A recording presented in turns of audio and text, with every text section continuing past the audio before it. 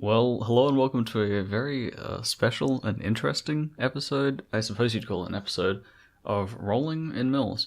This is kind of the first time I've done something like this. This being a straight down sit.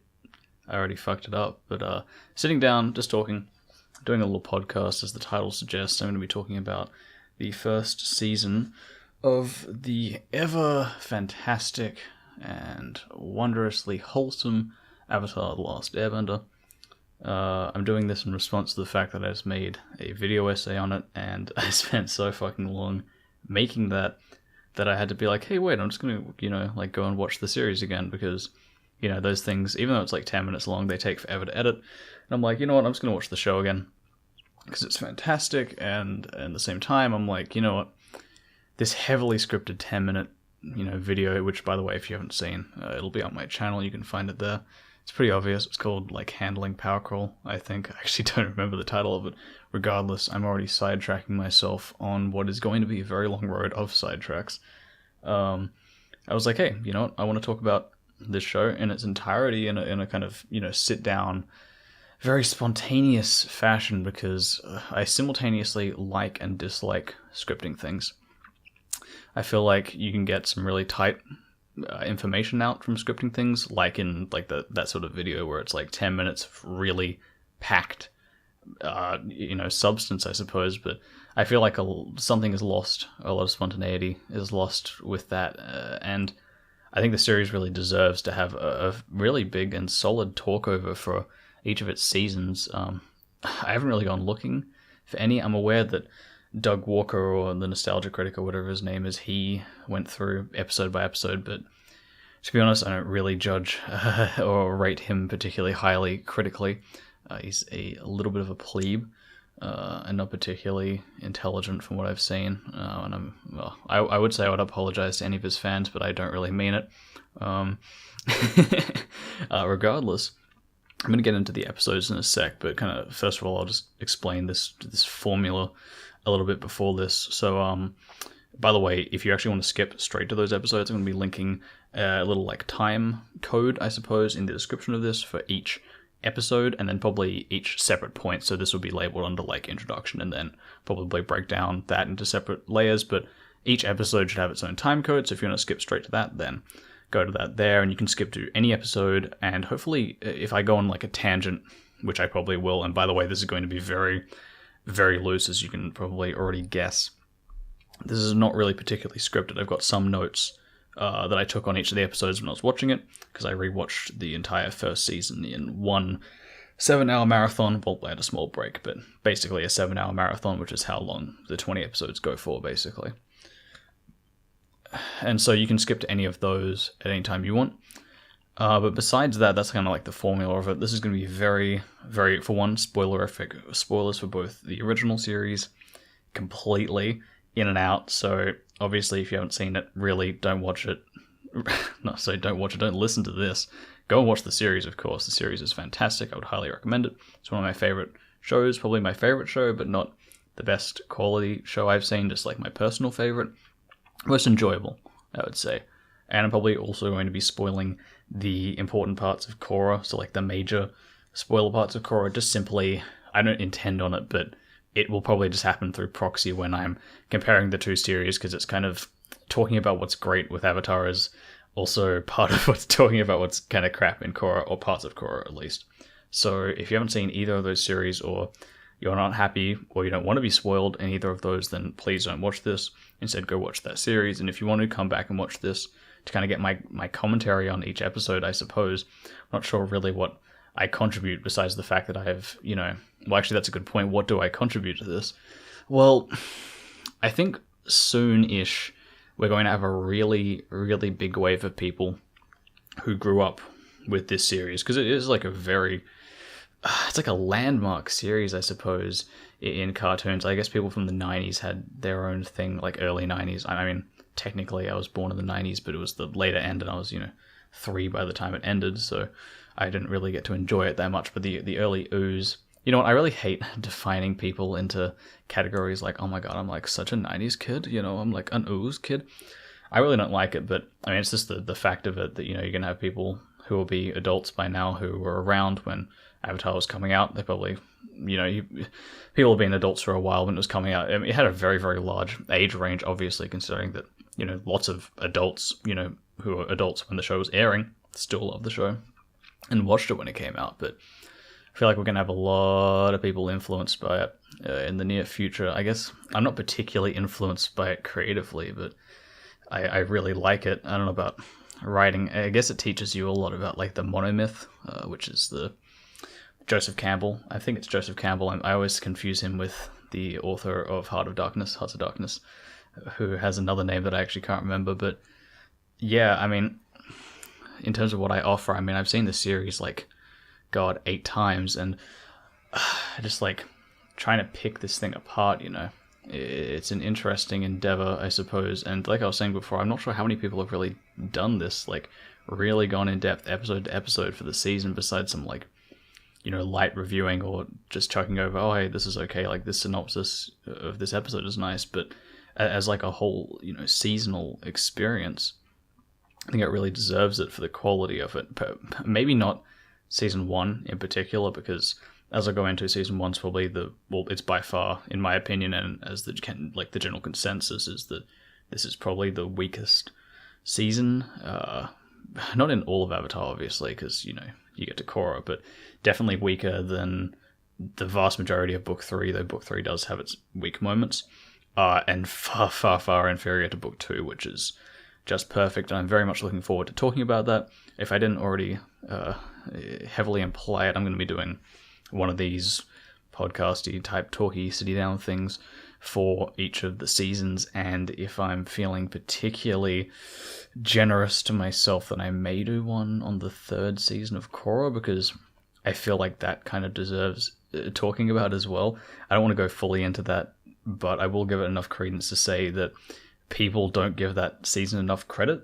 I mean, I think what happened is a lot of people dropped off after season 2 of Korra, because season 1 was so-so, and I think people were just a lot of people tried to delude themselves perhaps into thinking that it was fantastic, or at least okay. I thought it was very, very disappointing. Not the worst thing I've ever seen, but disappointing compared to Avatar, the original Avatar, by far. And then, of course, season 2 is basically unanimously considered terrible, even among pretty diehard fans. So I think a lot of actual, just the normal audience pretty much dropped off after season 3, then they had all those issues. But it's a shame, because season 3, in my opinion, and I'd have to watch it again, but I think it's maybe better than this first season of Avatar. At least it has its moments that are just brilliant. I love it. And I mean, if it can even come close to the first season of Avatar, then hey, that's pretty good. It's nowhere near Book 3 or Book 2 of Avatar, but so on, so forth, whatever. That actually didn't fit. So on and so forth? What the fuck? That doesn't even make sense. Regardless, as you can probably tell, we're 9 minutes in or some shit. Haven't even started yet, but that's going to be the general tone of this sort of thing. And I mean, I suppose that the viewing of this is mainly just sitting back, relaxing, just kind of having this on the background sort of thing. It's not something that you can necessarily pay complete attention to, because I'm generally very ethereal when it comes to straight up talking about things. I kind of go on tangents before you probably even realize I'm going on a tangent. Tangents within tangents within tangents, and then lose all track of the original point, and then kind of come full circle again. But I think that's actually an interesting way. We're just fucking rolling with it. We're rolling with all the mistakes. They're all rolling into a giant snowball and tumbling down, crushing me under their weight. But yeah, so that's going to be basically the tone of it. I mean, if you're not enjoying the tone of this so far, then you're not going to enjoy the rest of it, and I apologize for that. In which case, go and rewatch the initial video essay, even though they're contrastingly, amazingly different, that was a 2,000 word script, and then probably 10 minutes of speaking time, so that's quite a few words a minute. And this is going to be very, very, very slow. But yeah, without further ado, let's get into it. So, episode 1, you start off, this is the opening episode, and I think I had a better idea of what this was in my mind before I watched this again. And take in mind that this is I can't remember if this is the 7th or 8th time I've seen it. I want to say 7, but I think it might be 8th. But in saying that, I probably would have seen some episodes, particularly from season 1, several times, because at least on TV, this first season got played over a lot, because when you're a TV network and you see a season, show like Avatar, where it's a linear storyline, e.g. like each episode continues from the last, generally speaking, it's a bit hard for them to play like single episodes as repeats. But the thing is that season 1 of Avatar has so many individual kind of self-contained episodes. Like every single episode in Avatar, I think, except The Great Divide, has something that impacts the story later. Even if it's a really, really tiny thing, it has something in it that is a setup for something, which is really, really cool. But in season 1, there's a lot of episodes that have things like that, but they're so minor that they're basically just self-contained episodes, which means that studio execs can go, hey, let's repeat this show again, because you don't have to have any context. If you were to just randomly replay an episode from like the Ba Sing Se arc, which is like really tight and super plot driven, if someone just dropped in on that, they would have no idea what the fuck was going on. But if you drop them an episode from season 1, most likely, one of the more or less like circular and closed episodes, they're pretty much going to be able to pick up exactly what's going on, So in my mind, I think The Boy in the Iceberg, this first episode, was actually a bit better than it actually is. I mean, to be fair, and this is going to be the case for a lot of these episodes, they're very, very exposition heavy, which basically means that a lot of the dialogue is really like on the nose, and they really need to set up characters really quickly, really sharply, I suppose. So you get a very, very clear idea of, okay, this is what's happening, this is what the world is like, this is what the characters are like, this is how the internal logic of the world works. This is how bending works. This is how this is how the Fire Nation is structured. This is Zuko's backstory, a very brief backstory, of course, before you get to the storm, which I'm going to go into in very, very much detail because that's a fucking fantastic episode. But yeah, this like rewatching this, and I think I'm going to say that a lot, rewatching this, etc., and I realize something different. Everyone is kind of like a bit out of character in this episode. Like Iroh, of course, Iroh's character is probably like fan favorite. I think for a lot of people, like my personal favorite is Zuko, just because of how well written he is. But in terms of favorite, probably Iroh. I think a lot of people really, really love Iroh. He's a fucking great character, and it's really weird. The first time he's really introduced here is he's just getting like really mad at Zuko about him like not doing this like training exercise, this like firebending training exercise correctly. He's like yelling at him. And from memory, the only other times Iroh gets angry in the series is like, really seminal moments. For one, it's at the end of this season, when Zhao goes and attacks the Moon Spirit and kills it. And Iroh just like flips out and, kills a bunch of people basically. And the second time is in Lake Laogai, where he's, yelling at Zuko and he's kind of finally had enough. But there's a huge build up for that, He's kind of been nurturing Zuko, and he's kind of, he's building up, and he's kind of got this new life with his tea shop, like the Jasmine Dragon, and then he finds that Zuko is still trying to, like, capture Aang, and he just kind of flips his shit, and it's that fantastic speech, one of my favorite moments in the entire show, where he's like, and then what? Well, you're going to bring him back to my, to our apartment, and he's just, like, going off at Zuko. But, I mean, those are some really, really, like, important seminal moments for his character, so it's really weird. In the first episode, he's getting, like, just butt blasted at him for, like, not doing a fucking firebending exercise correctly. So that kind of struck me as pretty strange. And on top of that, Aang is kind of like a hyperactive and accentuated version of his usual self. He isn't so much like endearing as he is like reckless and a bit retarded. Like he comes across as like a complete idiot, whereas he's kind of like, he's meant to kind of be like goofy, and endearing for the rest of the series. But in this first episode, he's like just reckless and dumb. Like he basically convinces Katara to like go into a fucking abandoned Fire Nation boat, and she's like, yeah, I might have booby traps on it. He's like, oh no, it's all good. I mean, I get that they have to modify the characters a bit, I suppose, to kind of have a plot happening. You shouldn't be doing that, of course, because the plot should be as a natural, contingency of how your characters are acting. So, your character feels or does one thing as a result of, their personality, and then plot ensues. But I suppose sometimes if you come up with the plot first, then you kind of have to force the characters into that position. So, Mike and Brian or whatever tried to go, oh, we need, Aang and Katara to end up on this Fire Nation boat. Oh, how do we have that happen? Oh, Aang wants to be adventurous and wants to go on it, so you kind of have to force his character onto that. And I feel like it could have been written a little bit better, but obviously it's like the first episode of the series. His character hasn't been extremely defined yet, I suppose. I guess all of the characters, when you're writing TV like this, each character and each thing that the audience kind of responds to actually has kind of an impact on the story generally, just by a little bit.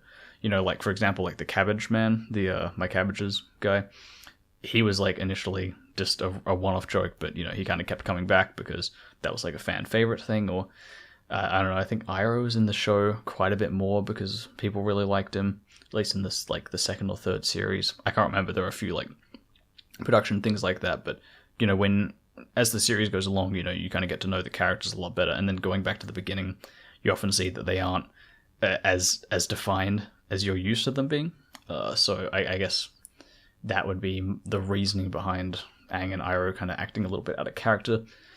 But besides that, I mean, like, to be honest, quite a few of these episodes I'm going to be brushing over relatively lightly. I think my main interest in doing this sort of thing was covering all the seasons, but in particular talking about Book 2 and Book 3. They have a lot of meat to them, but a lot of episodes here, particularly in the first half, are very, very average. I think this first half of the first season is definitely the weakest stretch of episodes in the entirety of the series, which is a shame to have to start off with that, but it's also understandable, like I was saying, in terms of like you have to set up stuff, so everything's going to be pretty generic, pretty like expositional, because you've got such a large world to set up that you really need that time. You got to invest those first like 10 episodes to get the payoff for the next like 50. But something I noticed, there was really great animation in this episode, just generally. Really great keyframing, really great like expressions, really fluid compared to other episodes.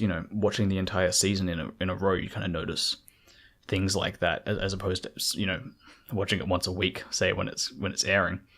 But yeah, really great keyframing, particularly in this episode and episode 2.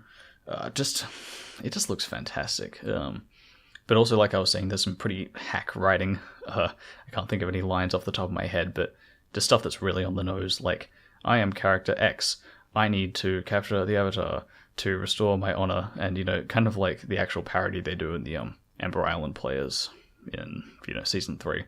Very, like, dialogue much like that. But yeah, that's basically, like, episode 1. There's not really a huge amount to talk about. It's basically just character introductions. I mean, and not a huge amount going on besides that. So yeah, episode 2, and this kind of fits into like a two-parter, so it's a bit hard to talk about one without talking, about the other. And again, really solid animation, like really great expressions, especially compared to the rest of the season. There's a fantastic, fantastic moment. One of like, occasionally I'm going to say it like one of my low-key favorite moments. I think most people know what that means. Not Loki, like the Nordic god, or I think he's Nordic.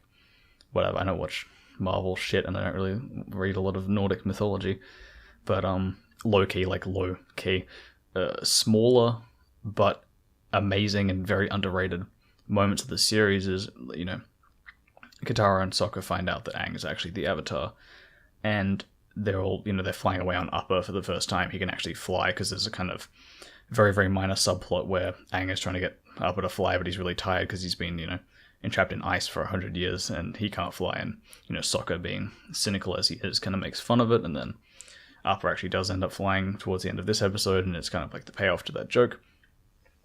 But they're on him for the first time, and, Aang is saying, I never wanted to actually be the Avatar, that's why I didn't tell you. And the show just takes like, it's probably only like a couple of seconds, maybe 10, where, all the characters are just silent, and just like a cloud, just passes over Appa, and, it's just like one shot, and then just another shot of just slightly wider, of them just flying.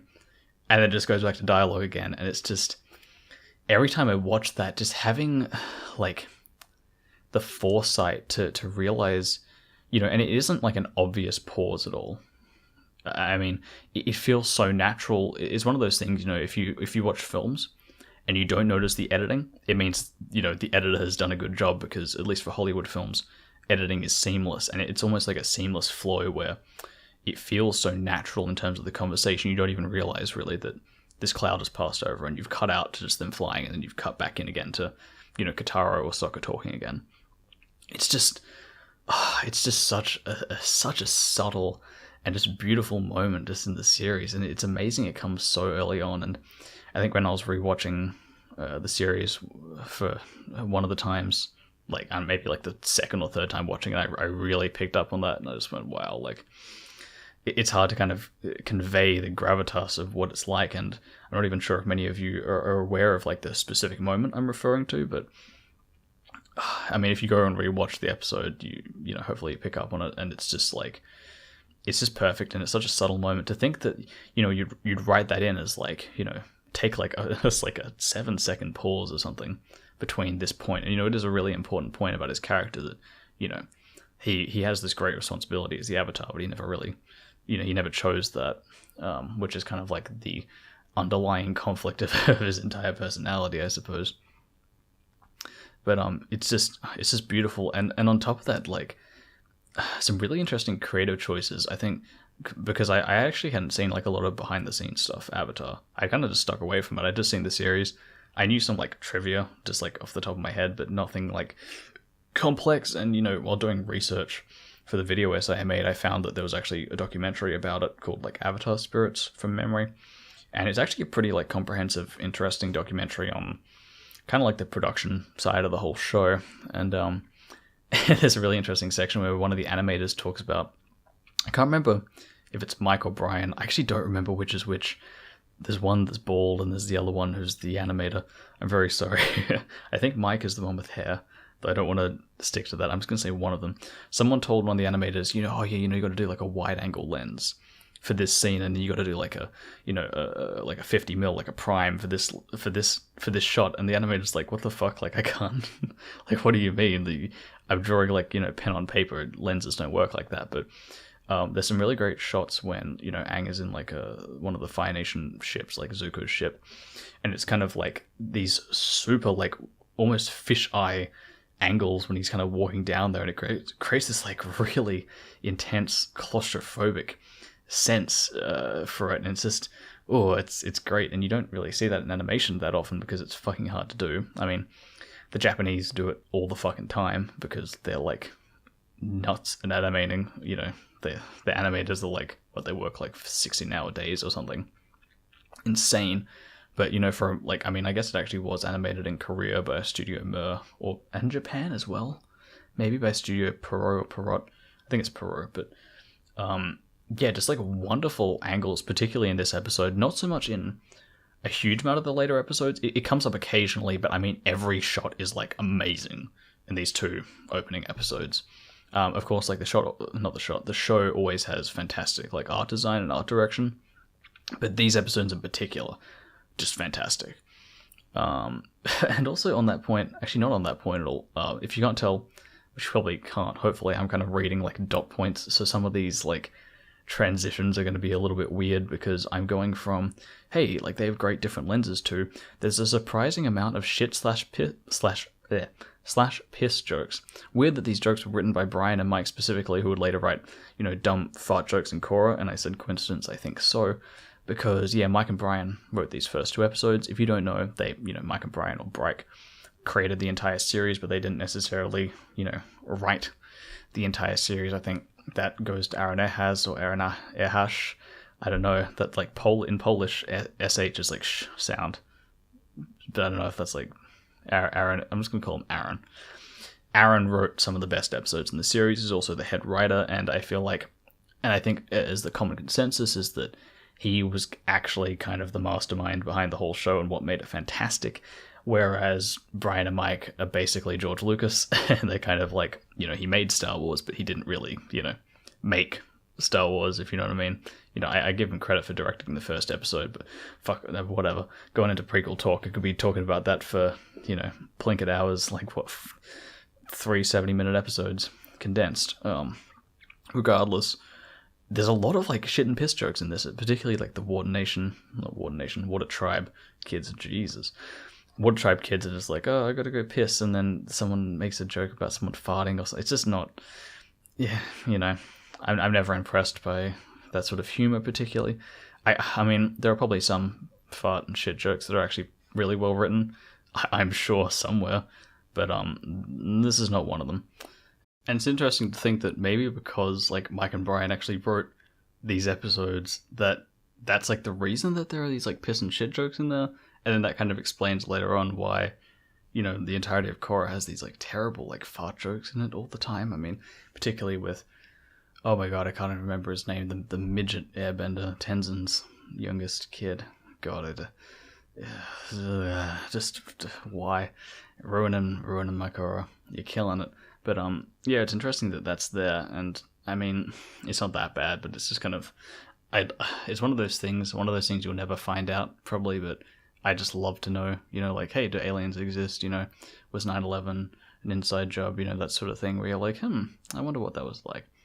But yeah, anyway, I think that's pretty much all I have to say about that. But episode 3, Southern Air Temple, I'm going to be breezing over some of these. Like I said, this is one of those, not a huge amount you can say. It's basically just like a really standard air, like world building episode. Kind of builds up like Aang's character a little bit, has to establish that, yeah, you know, the airbenders all got fucking genocided, and what I never understood was that, like, you know, Katara and Sokka are like, oh, there's an airbender here, and the rest of the tribe are like, oh, there's an airbender, but didn't they kind of know that all of them got genocided? Like, I guess they're pretty secluded, but I thought that was pretty fucking obvious to everyone. Like, you know, how did they not know? The Fire Nation specifically, you know, they started the war by fucking attacking all the air temples, so I don't know how they didn't actually know that. But whatever, you know.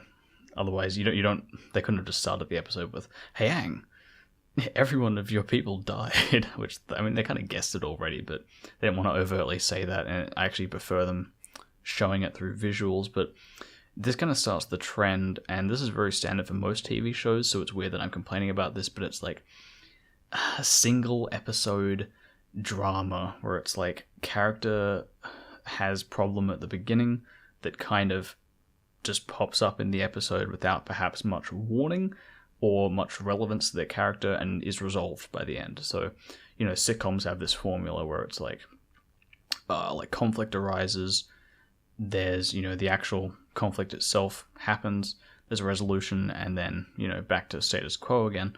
And that sort of thing happens here. It isn't exactly status quo, but it may as well be, because, you know, the characters don't change in any way that's ever going to be really referenced again.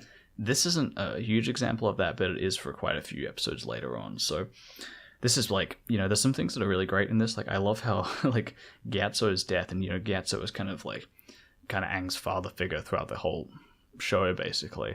And I think initially, Momo was actually written to be the reincarnation of Gyatso, and that was going to be revealed in the series finale, which sounds like, yet again, a, like, scrapped George Lucas idea. Like, if you didn't know, in Star Wars, initially, like, Han Solo was going to be this, like, massive, like, green alien or something, and all these, like, you know, Luke was going to literally turn into Yoda in Return of the Jedi and say, you know, once Yoda died, he's like, I have become Yoda, and then he turns into a fucking green midget. Like, it sounds like one of those things, and that got scrapped, luckily, because it's a fucking terrible idea. But I love how brutal his death is, you know. It's pretty obvious he, like, took out about, like, 50 Fire Nation people before he died, and he's just, like, surrounded by dead bodies. And it's wonderfully brutal, and just, this is a continuing thing throughout the whole series. I love how the Avatar state is portrayed. I think I talk about that a bit in the Power Crawl video essay I did, where it's like, it just has these short moments where you just see, like, how intense that power is, and how, you know, important it is to the series, and why it's a power Aang really, really needs to achieve, because it has such a gravity to it. He just kind of totally loses all, you know, he goes into incoherent rage, basically, and it's just fantastic, basically. And so that's a really nice, like, first, you know, demonstration of his, like, potential power. And yet again, actually, part of Power Crawl is that's a really great setup. You know, you see how fucking powerful he can be in that state. But yeah, it's kind of just like, it's just like one other dumb arc where Katara is just, like, trying to, you know, debate in herself whether she should tell Aang about, you know, if everyone was murdered or not. And this could have been handled better, I think, but I don't really mind that much. I give a lot of lenience to these early episodes. You know, they could have been handled better, but I understand why they are like they are, so I don't want to give like too much time on those, because I think you kind of get what I'm talking about, where it's like you just got to set up the show. It's just how it is, especially for like kids TV. I guess they probably have to like make it pretty fucking clear, guess what's happening. So yeah, lenience there. I wouldn't normally give the show lenience, or I wouldn't consider it as good if the series wasn't as amazing as it is in the later stages, because I know that they're building up to something great. Whereas if the show was pretty mediocre and it was this quality throughout, I would be like, yeah, try fucking like harder everywhere. So yeah, episode 4, Warriors of Kyoshi. This is like probably the first really solid episode. It starts a trend of like, for one, it's like another character develops a dumb flaw and solves it with an episode. You know, like Sokka is kind of like generally a cynic, but he's shown to be like really misogynistic in this, I suppose. I guess he is towards Katara in the first episode a little bit, but he's like, oh yeah, you know, Suki, or you're having dance lessons, and he's just acting like a bit too much of a dick just for the sake of the plot. Though I actually really like how, you know, because the whole plot of this is, you know, Sokka is on this island with the Kyoshi Warriors. The Kyoshi Warriors are female, of course, and he can't, you know, like come to terms with the fact that they're female, and they actually like, you know, totally ambushed and kicked his ass in like 3 seconds. And, you know, so he kind of goes in and is like, oh, hey, you got someone to train. They're training, obviously, but he's, you know, talking about how they're actually doing dance lessons. He spars with them, gets completely wrecked. But I do like how he really quickly kind of comes to his senses and is like, yeah, I'm really sorry. Obviously, you're like superior to me. I acted out of, you know, reason. Please actually teach me. And he's really humble about it. I feel like that whole arc of his, I wouldn't even call it an arc. It's a very, very short character arc. Could have been sprawled out across the whole episode. It could have been really dumb, but I like how it's just this one moment you kind of understand, and then it's resolved really quickly, despite me not actually liking exactly what the character arc is. Like, I can give them credence for actually handling it as well as they could, but it kind of starts that trend of like girl power. As much as I'm all for that, the show already has it without the episodes needing to be explicit about it, if you know what I mean. Like, you already have like all these like fucking great female characters. Like Toph is fucking great. Katara is great. Suki is great. Azula, fucking Mai Tai Li, like just great fucking characters. You don't really need to have these like girl power characters to really rub it in your face. And I think that's also one of my issues with Korra, is that like her whole character is like, I'm the best, and then she just loses all the time and cries, which is like the opposite of a strong character, I suppose. Like, you know, a strong character should be well-rounded, and maybe, you know, if they're in a weakened position, they should be crying, but, you know, not all the time, and not a cunt. But yeah, like, all the female characters in this show generally are just handled really, really well. Katara can be irritating sometimes, but that's kind of part of her like motherly character, and I feel like you don't need these like girl power episodes, and a few come up later in the series, like the waterbending teacher episode. I think that's actually the name of the episode, where it's like you have to have this whole episode dedicated to Katara is great and girl power, and it's like, we get it. Like, you don't have to state that they're equal. If Katara's like kicking everyone's ass and she's really headstrong, which she is, you don't need that. Like, it's already there. It should be self-evident. That's kind of like an issue I have, I suppose. It isn't that bad, but I feel like they could have done without it. Just like really great world building with the Kyoshi Warriors. I don't think they were even intended to come back in the series, but they did, because I think people liked Suki. I love like the foaming mouth guy at the beginning. It's a great little moment. Iconic. It's a great gif, by the way, just generally. I love like the whole Unagi subplot. It's really dumb. You have like this really weird like hand-drawn animation style when Aang is running away from it. Looks really crazy, and you know, the show kind of breaks like character design, or whatever you call it, character anatomy. I'm forgetting, there's an actual technical term for like what characters should look like in animation. I'm totally blanking on it, but just totally breaks that boundary and goes all crazy with the animation. I love that. It's kind of dumb, you know, Aang jumps into this lake towards the end of the episode and fucking pulls a giant sea serpent out of the ocean and controls it by its like whiskers to spray water on a town to put it out because it's on fire, which is terribly stupid, but it's fun, so fuck it, whatever. And that's another thing. I think I give this show a lot of passes for some of the arse pull or some of the dumb stuff it does, because it does it really well. And I compare that to, I was watching a documentary on editing a little while ago, and this editor was saying, it's okay to have like continuity errors or things not matching exactly if it fits the tone of the scene or it fits the rhythm of the scene. If it's this argument, this really intense argument between two people and they're really getting each other's faces, it doesn't matter if one person kind of teleports a little bit or the lighting changes slightly. If the audience really cares about what's going on in that scene, then who gives a shit? It's like a tiny error. And I feel like that's the same with some of these parts. Some of the actual technical issues in the show or like plot issues I do have serious issue with, and particularly like the lion turtles. Nah, don't take it at all. Other things I'm more lenient on, like this, where it's like, some things are like a little bit rushed, say, or they're a little bit like underdeveloped or such and such. But if it works as a whole, then I can really give it some passes on this sort of thing. Whereas something like Korra that might make like the same mistakes, it doesn't have enough redeeming qualities to like, to really supersede those parts where it fails, because I kind of feel like it just doesn't know what it's doing, as opposed to them just like in Avatar cutting corners on some things or just kind of like being more lenient in some areas. I hope that makes sense. Also, yet again, I talk about like dynamism in fighting and in fight scenes quite a bit in that video essay. And here's another great example. Aang airbending, he like one random point, I think his staff like falls out of his hands or some shit, and he picks up like the Kyoshi warrior fans and then just uses those against Zuko. And it's like great, it's really dynamic really early on in the series. You're like 4 episodes in, he's already using like these like different forms of airbending with different fighting styles. Great, just fantastic. So yeah, I think that's episode 4.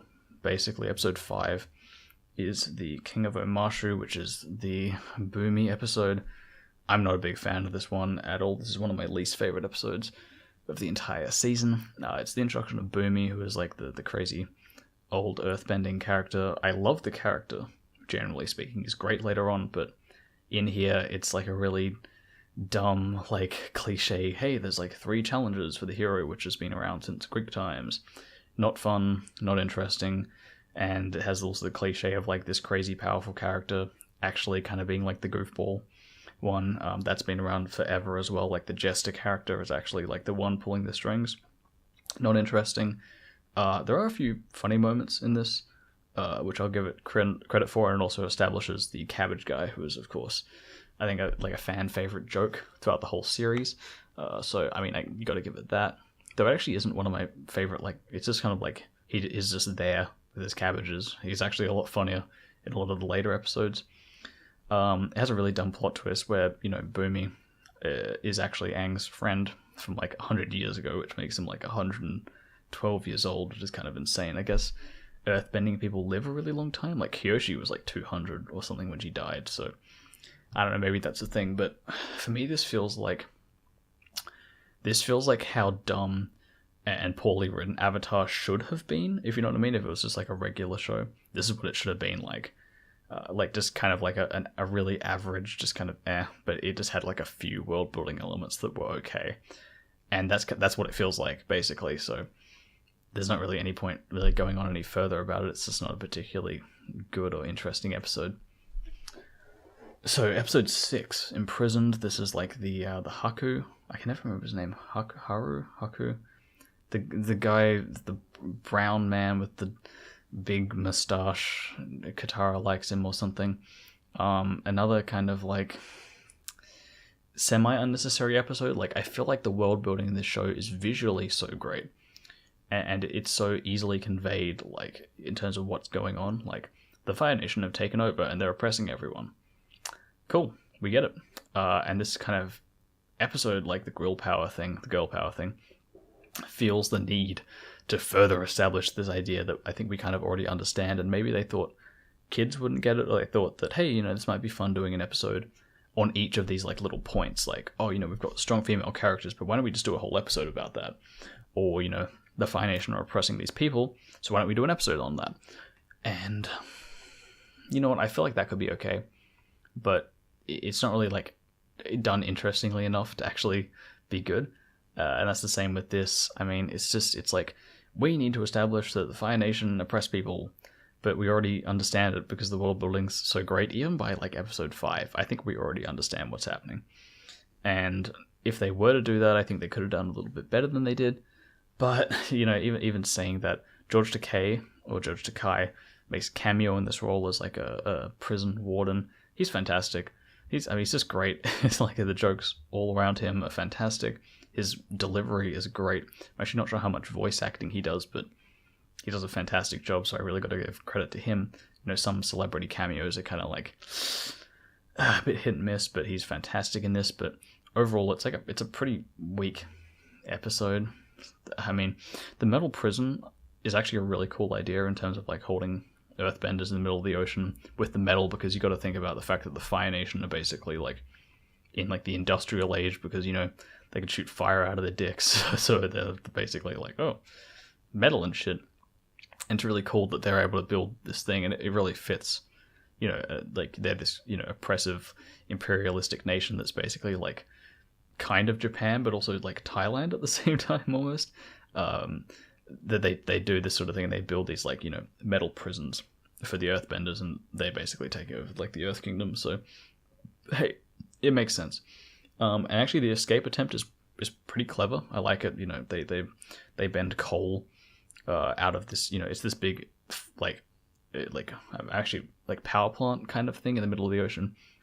It's cool that they do that. It's actually a cool reference to an earlier scene in the episode where they use like ventilation shafts to pretend to earthbend. So it's actually pretty like well constructed plot wise. I just don't think it's a particularly interesting episode. But man, Katara does this like terrible Hope speech, and I can really see why they parody her in the Ember Island players. And I have a feeling that they're actually, she's like, oh, Hope, I'm so hopeful I'm going to tear bend.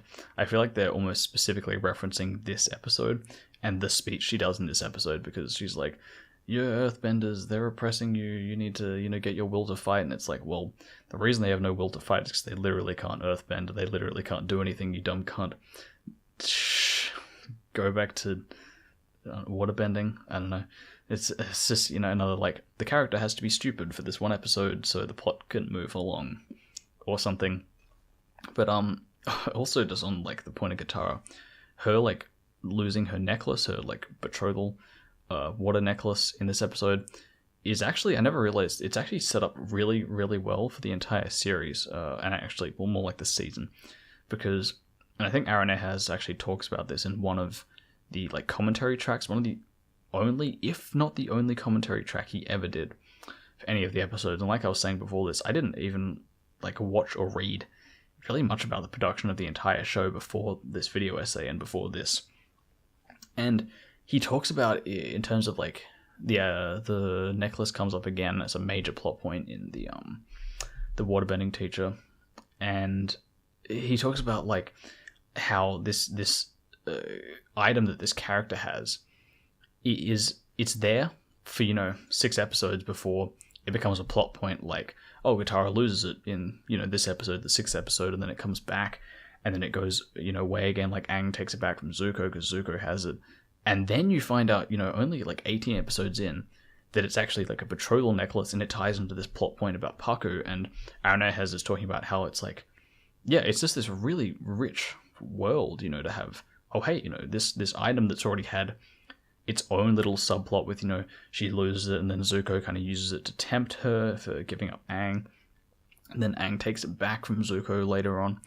And you only find out about like what it actually means, like, basically by the end of the first season, and then it's like it's used a bit later as well, and just like fantastic writing. But that's not really applicable to this episode in particular, but it's just set up really well, her losing it here, and it just really shows just fucking how like well set up this entire show is for foreshadowing.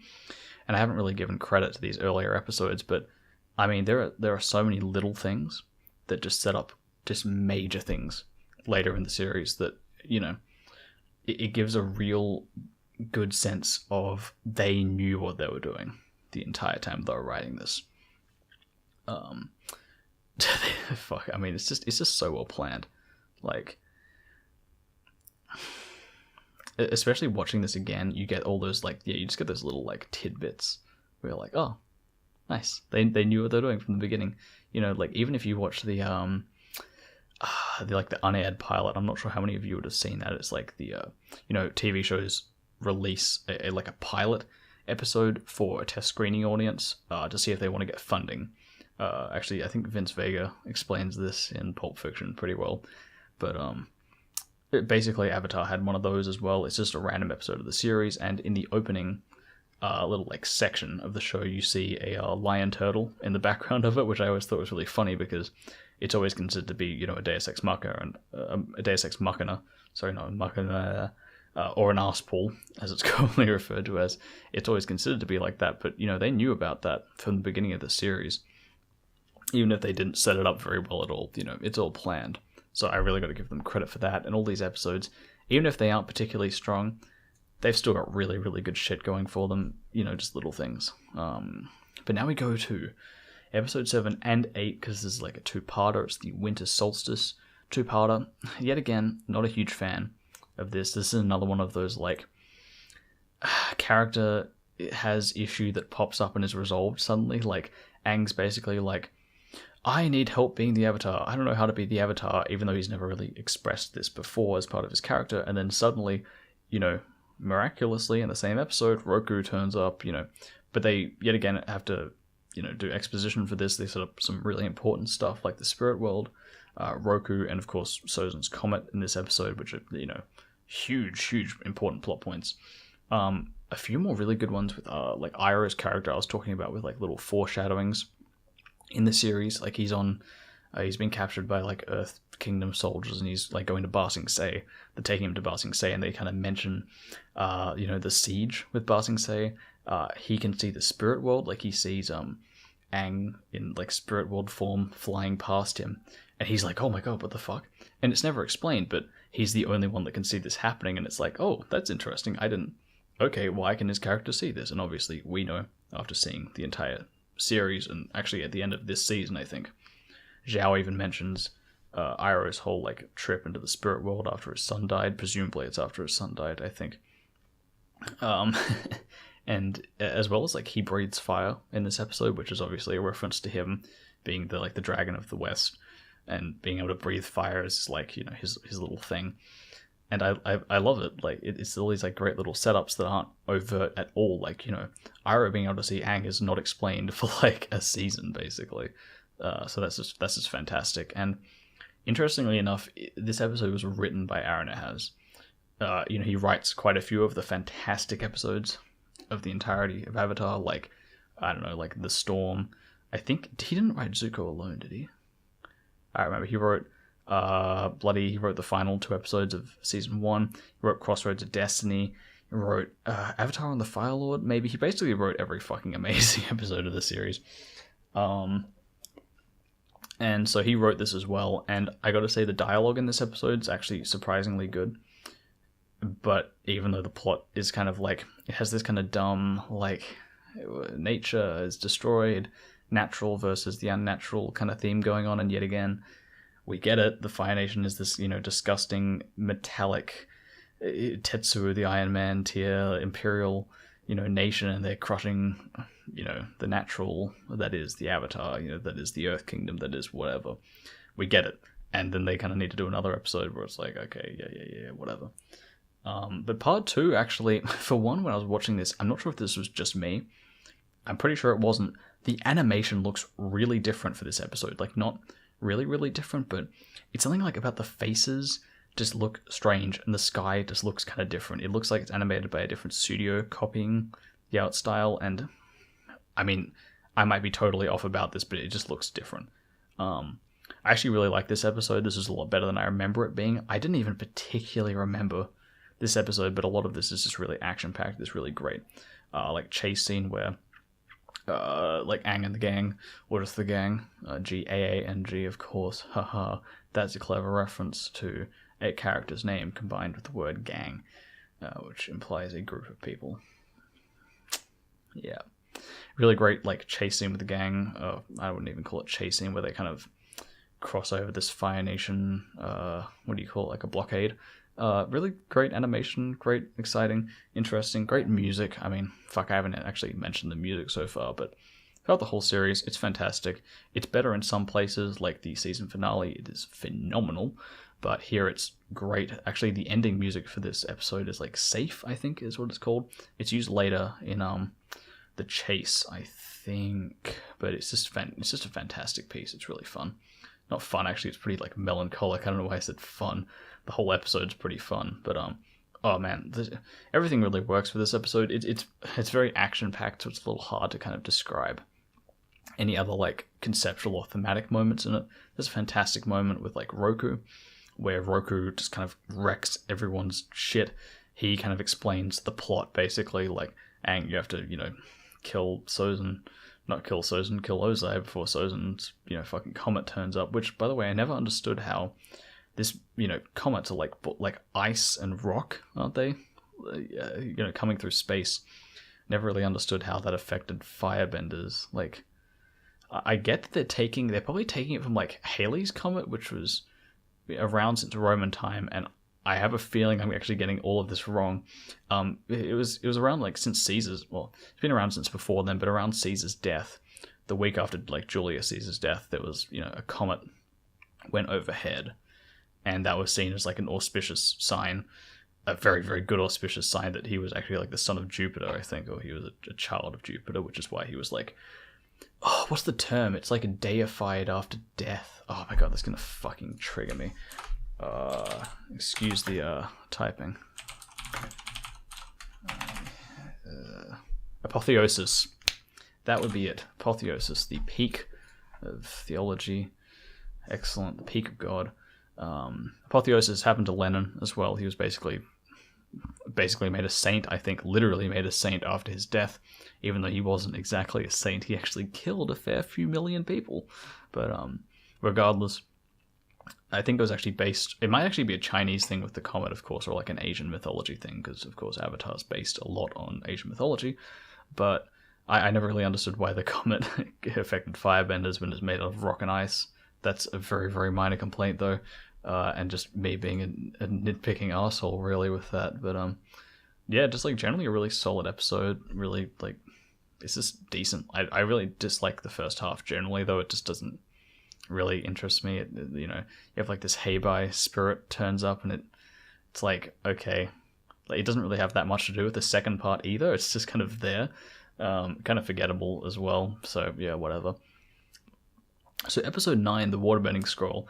This is like actually one of my favorite episodes of the series. It's not up there, but it's like, I just love this episode. I feel like it's really, really underrated. It's probably like my favorite like one-off singular like self-contained episode. And it's an interesting combination because this is another one of the training episodes, and there's only a few of these in the entire series where it's like straight up Aang is learning an element. And most of these are really good. Like, Bitter Work is probably the best in Book 2. That's where he learns earthbending. And that's paralleled with Zuko learning lightning bending or lightning redirection. It's just a fucking brilliant episode, particularly the Zuko arc. Especially the end with that whole on the mountain screaming at God, basically. And just, oh, what a fucking brilliant moment in the series.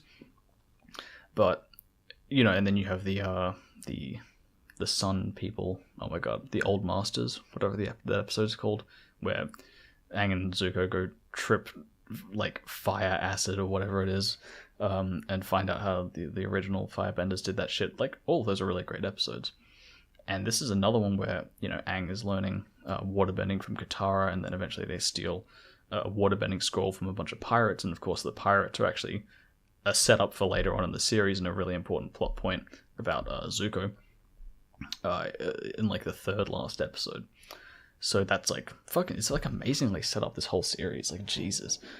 But I just love this episode. It's just like a really like fun, really fluid plot-wise episode. Great jokes, really solid writing, great action, characters in character. It's so good. Like an example of like fluidity in terms of the plot is, Aang and Katara are learning waterbending, and Aang picks up everything super quickly because he's, Kung Fu Ninja Jesus, and, Katara's like, oh, it took me months to learn this technique, and, Aang immediately does it 100 times better than her in 5 seconds, and she's like, okay, and eventually he gets a bit too cocky and creates this huge, like, water wave that washes all of their supplies down the river, and that's kind of like the end of that scene, is that, you know, he masters this ultimate technique that Katara can't even do, and he does it instantly. And then that actually leads on to the next scene where Sokka goes, oh, well, he just washed all of our supplies down the road. Now we have to go to the market, which is then the next scene, which then leads into the rest of the plot. And just like, it doesn't sound like a major thing. And that's kind of what it should be. It doesn't sound like anything too obvious, but it's so noticeable. It's so noticeable when shows don't do this sort of thing. It's when you don't notice it generally is when it's like good, which it sounds kind of weird, I suppose. But there's so many moments in this that I just love. Really tiny stuff like, you know, the gang kind of gets raided by pirates, and one of them shoots like a net, like a weighted net thing at Aang, and he turns around and airbends it and just totally misses and goes through it because it's a fucking net, so it doesn't get affected by air. I just love that, like, his solution to it doesn't work at all. There's a really great, probably my first like hearty laugh out loud moment in the first 9 episodes or so far when I was marathoning this, where, you know, Katara's like, oh, you know, Aang, sorry, it's my fault, you know, we got captured by these pirates, whatever, you know, I shouldn't have stolen this waterbending scroll. And Aang is like, no, it's not your fault. And Arrow goes, well, actually, yeah, it is. Which is fucking fantastic. Arrow, fantastic as always. Really great, like, entire climax with, like, the pirates turning on Zuko, everything goes to shit. Fantastic, you know, chase scene down a river. And then Iroh, of course, finding out at the end that the entire plot for the Fire Nation starts, or the Fire Nation characters starts with Iroh going, oh, sorry, I actually lost my Lotus tile for Pai Sho, which is, of course, another tiny setup for him being part of the White Lotus. And it turns out that he's actually had this tile in his sleeve the entire time, which is just fantastic. Like, just everything just works. It's fucking great. It's really well written. It's, like, really well acted as well. Great action. It's probably, like, my favorite, like, throwaway, not super plot-related episodes. One of my favorite in, like, the entire series. It still has that, like, generic character becomes dumb or whatever for a single episode before it's resolved. Like, Katara becomes super jealous of Aang for an episode and then it's resolved, but it's actually really in character for her, and it doesn't really come up again, you know, like, because it just doesn't, it's not something that would ever be prompted again, so it doesn't really matter to the whole series, but, you know, whatever, it's not as bad here. Yeah, so that's that. Episode 10, this is the Jet episode with, of course, the titular character Jet, the cool, calm, hot psychopath character. I don't even know if I guess he's kind of psychopathic, I don't know, he's just more like fucking super driven terrorist, basically. He's basically a terrorist. This is another episode where it's like, it's got some interesting ideas to it, but overall it isn't, like, it's a nice change up, but it isn't a really, really good change up. It isn't like Zuko Alone, where the episode's like totally different, but it's like the best episode in the entire series or something. This is basically Jet, you know, he is a treehouse man, he has a gang, they basically just raid Fire Nation supply lines to kind of like keep them out of this one town, or to try reduce their impact and their viability in this one town. And so he's kind of like this little like hideaway gang. I forgot what his actual gang is called, or if it even has a name. But you know, it's just, there's some nice music in this episode. There's some nice animation with the bending, particularly with the Jet Aang like tree fight. But it's just a pretty average episode. Like, there's nothing really that amazing. There's some really bad dialogue in this. Like, Sokka at one point goes like, "No, you became the traitor when you stopped protecting innocent people." Like, yeah, I do like how, you know, most like when shows like this, like kid shows like this, have like kid characters, they're generally like all like good people, and it's generally the adults who are like horrible people, like Zhao or like Ozai or something, where they're just like killers, basically, like stone cold killers. But I love that Jet is like this fucking like nuts terrorist who wants to like murder a bunch of innocent people.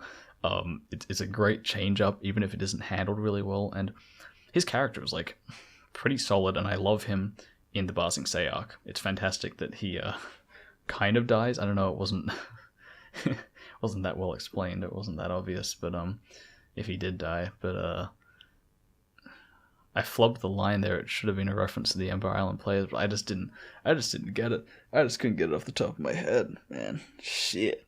Fuck that one up.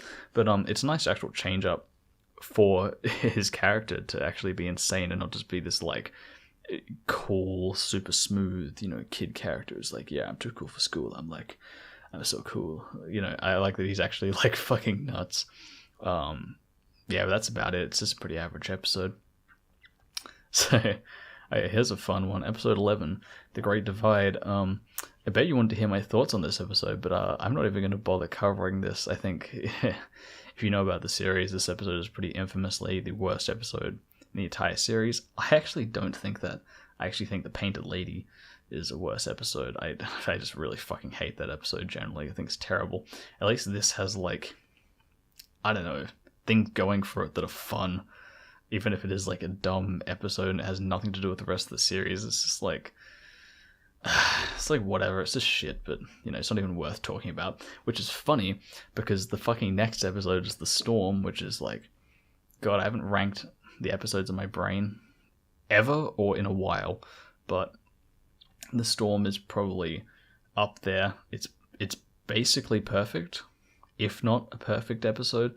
If you don't remember this, which, I mean, I hope you do remember it, it's basically the first, like, full, proper backstory for both Aang and Zuko, and it kind of parallels their backstories, like, literally parallels their backstories while they experience this enormous, like, literal storm coming upon them. And it's just a fucking... This is the episode that I think got a lot of people into the show when it was first airing, because, to be fair, the first... 11 episodes, they're okay. Especially episode 9, which I really, really like. The Kyoshi Warriors episode, really solid. The first 2 episodes are okay.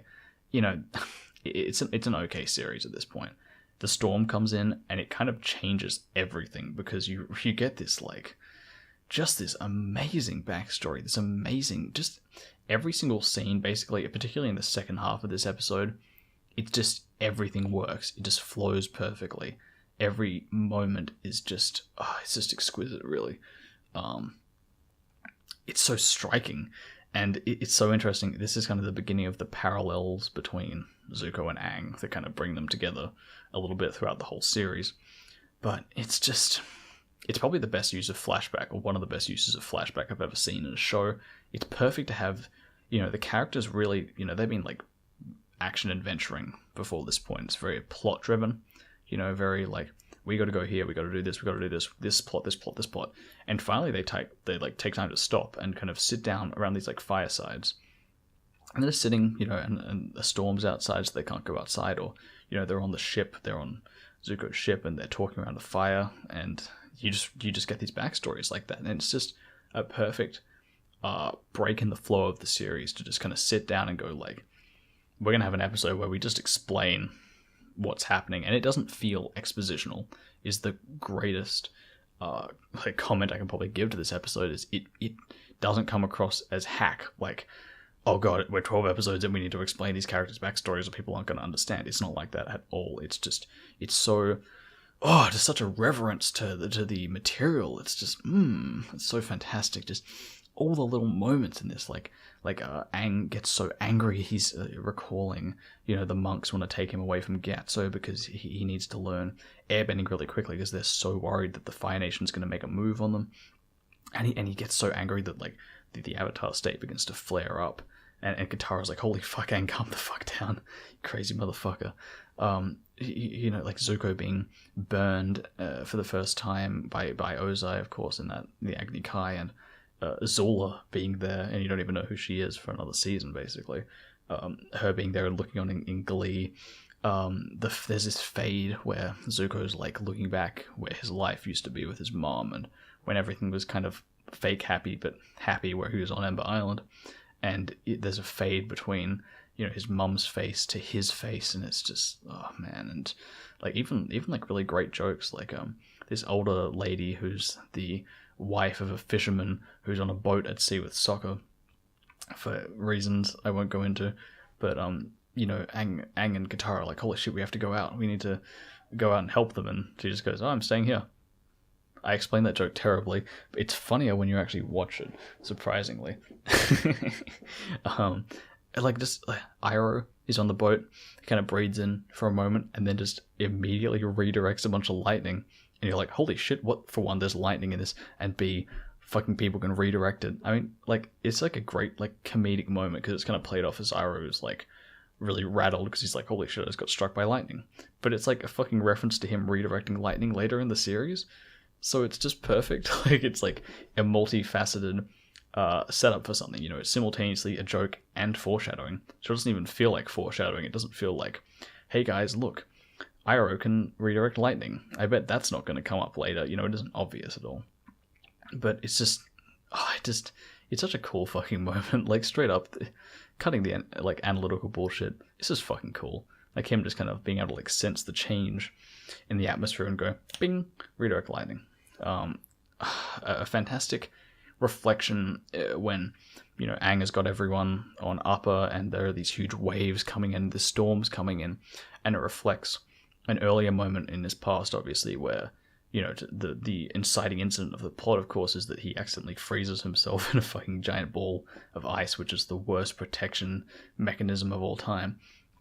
Freezes himself in a ball of ice to protect himself, and, you know, it mirrors the same circumstance where he's underwater again, and he's about to do it, and the music just kicks in, and the Avatar state comes on, and he pulls everyone out of the water, and the storm clears up to, you know, to be the eye of the storm, so everything's calm and clear, and Zuko makes the mature decision to, you know, stop chasing Aang because it's risking his safety and the safety of the crew, and you get probably one of the best moments in the entire series, and this is another low-key moment, like I was talking about the clouds passing over earlier. This is another one where, you know, Aang is flying away on Appa, and Zuko is passing by underneath him, and they both just, like, look at each other for just a moment and just make, like, that contact. And, you know, for the entire episode, you've had these, like, parallels between both characters where it's setting up, you know, one's backstory and the other's backstory, and revealing some, like, really intense stuff about their backstories, like Aang having extreme guilt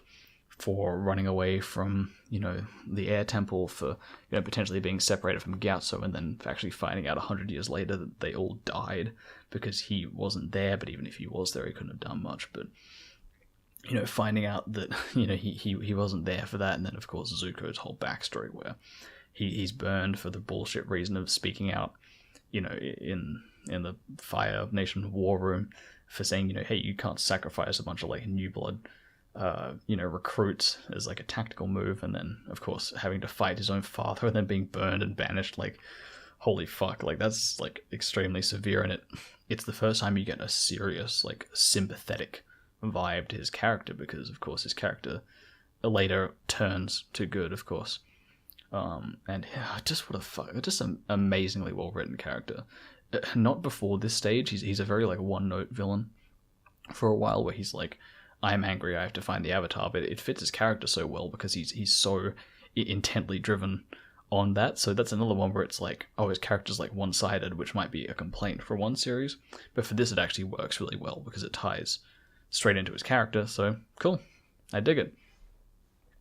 I mean, I can't overstate how fucking good this episode is, and I can't really do justice by just explaining what happens, but I mean, yet again, like, basically every single backstory episode in Avatar is fantastic. Like, Zuko Alone is another example. Zuko Alone is basically Zuko's half of the storm just put into 2 episodes. Or sorry, doubled, so it's 1 whole episode, if that makes sense. Half times 2, or half divided by 2. I don't know how mathematics works. 0.5 times 2 is 1? I don't recall. Fuck, I didn't do very well at maths in school. I did pretty well on other things, but mathematics is not my strong suite. My suit. But, yeah, all of the fucking backstory episodes are fantastic. Like, Avatar and the Fire Lord as well. I'm now blanking on all of the other backstory episodes in the series. I think those are the main ones, though. Yeah. I'm going to say those are the main ones. There's only a couple of them. But they're all great, and this is a great episode. I actually don't even have that much more to say about it. It's just, you just gotta go see it. The second half of this episode is just, it's just scene after scene after scene of just pure brilliance. I think if you ever want to convince someone to watch Avatar, just tell them to watch the first 12 episodes.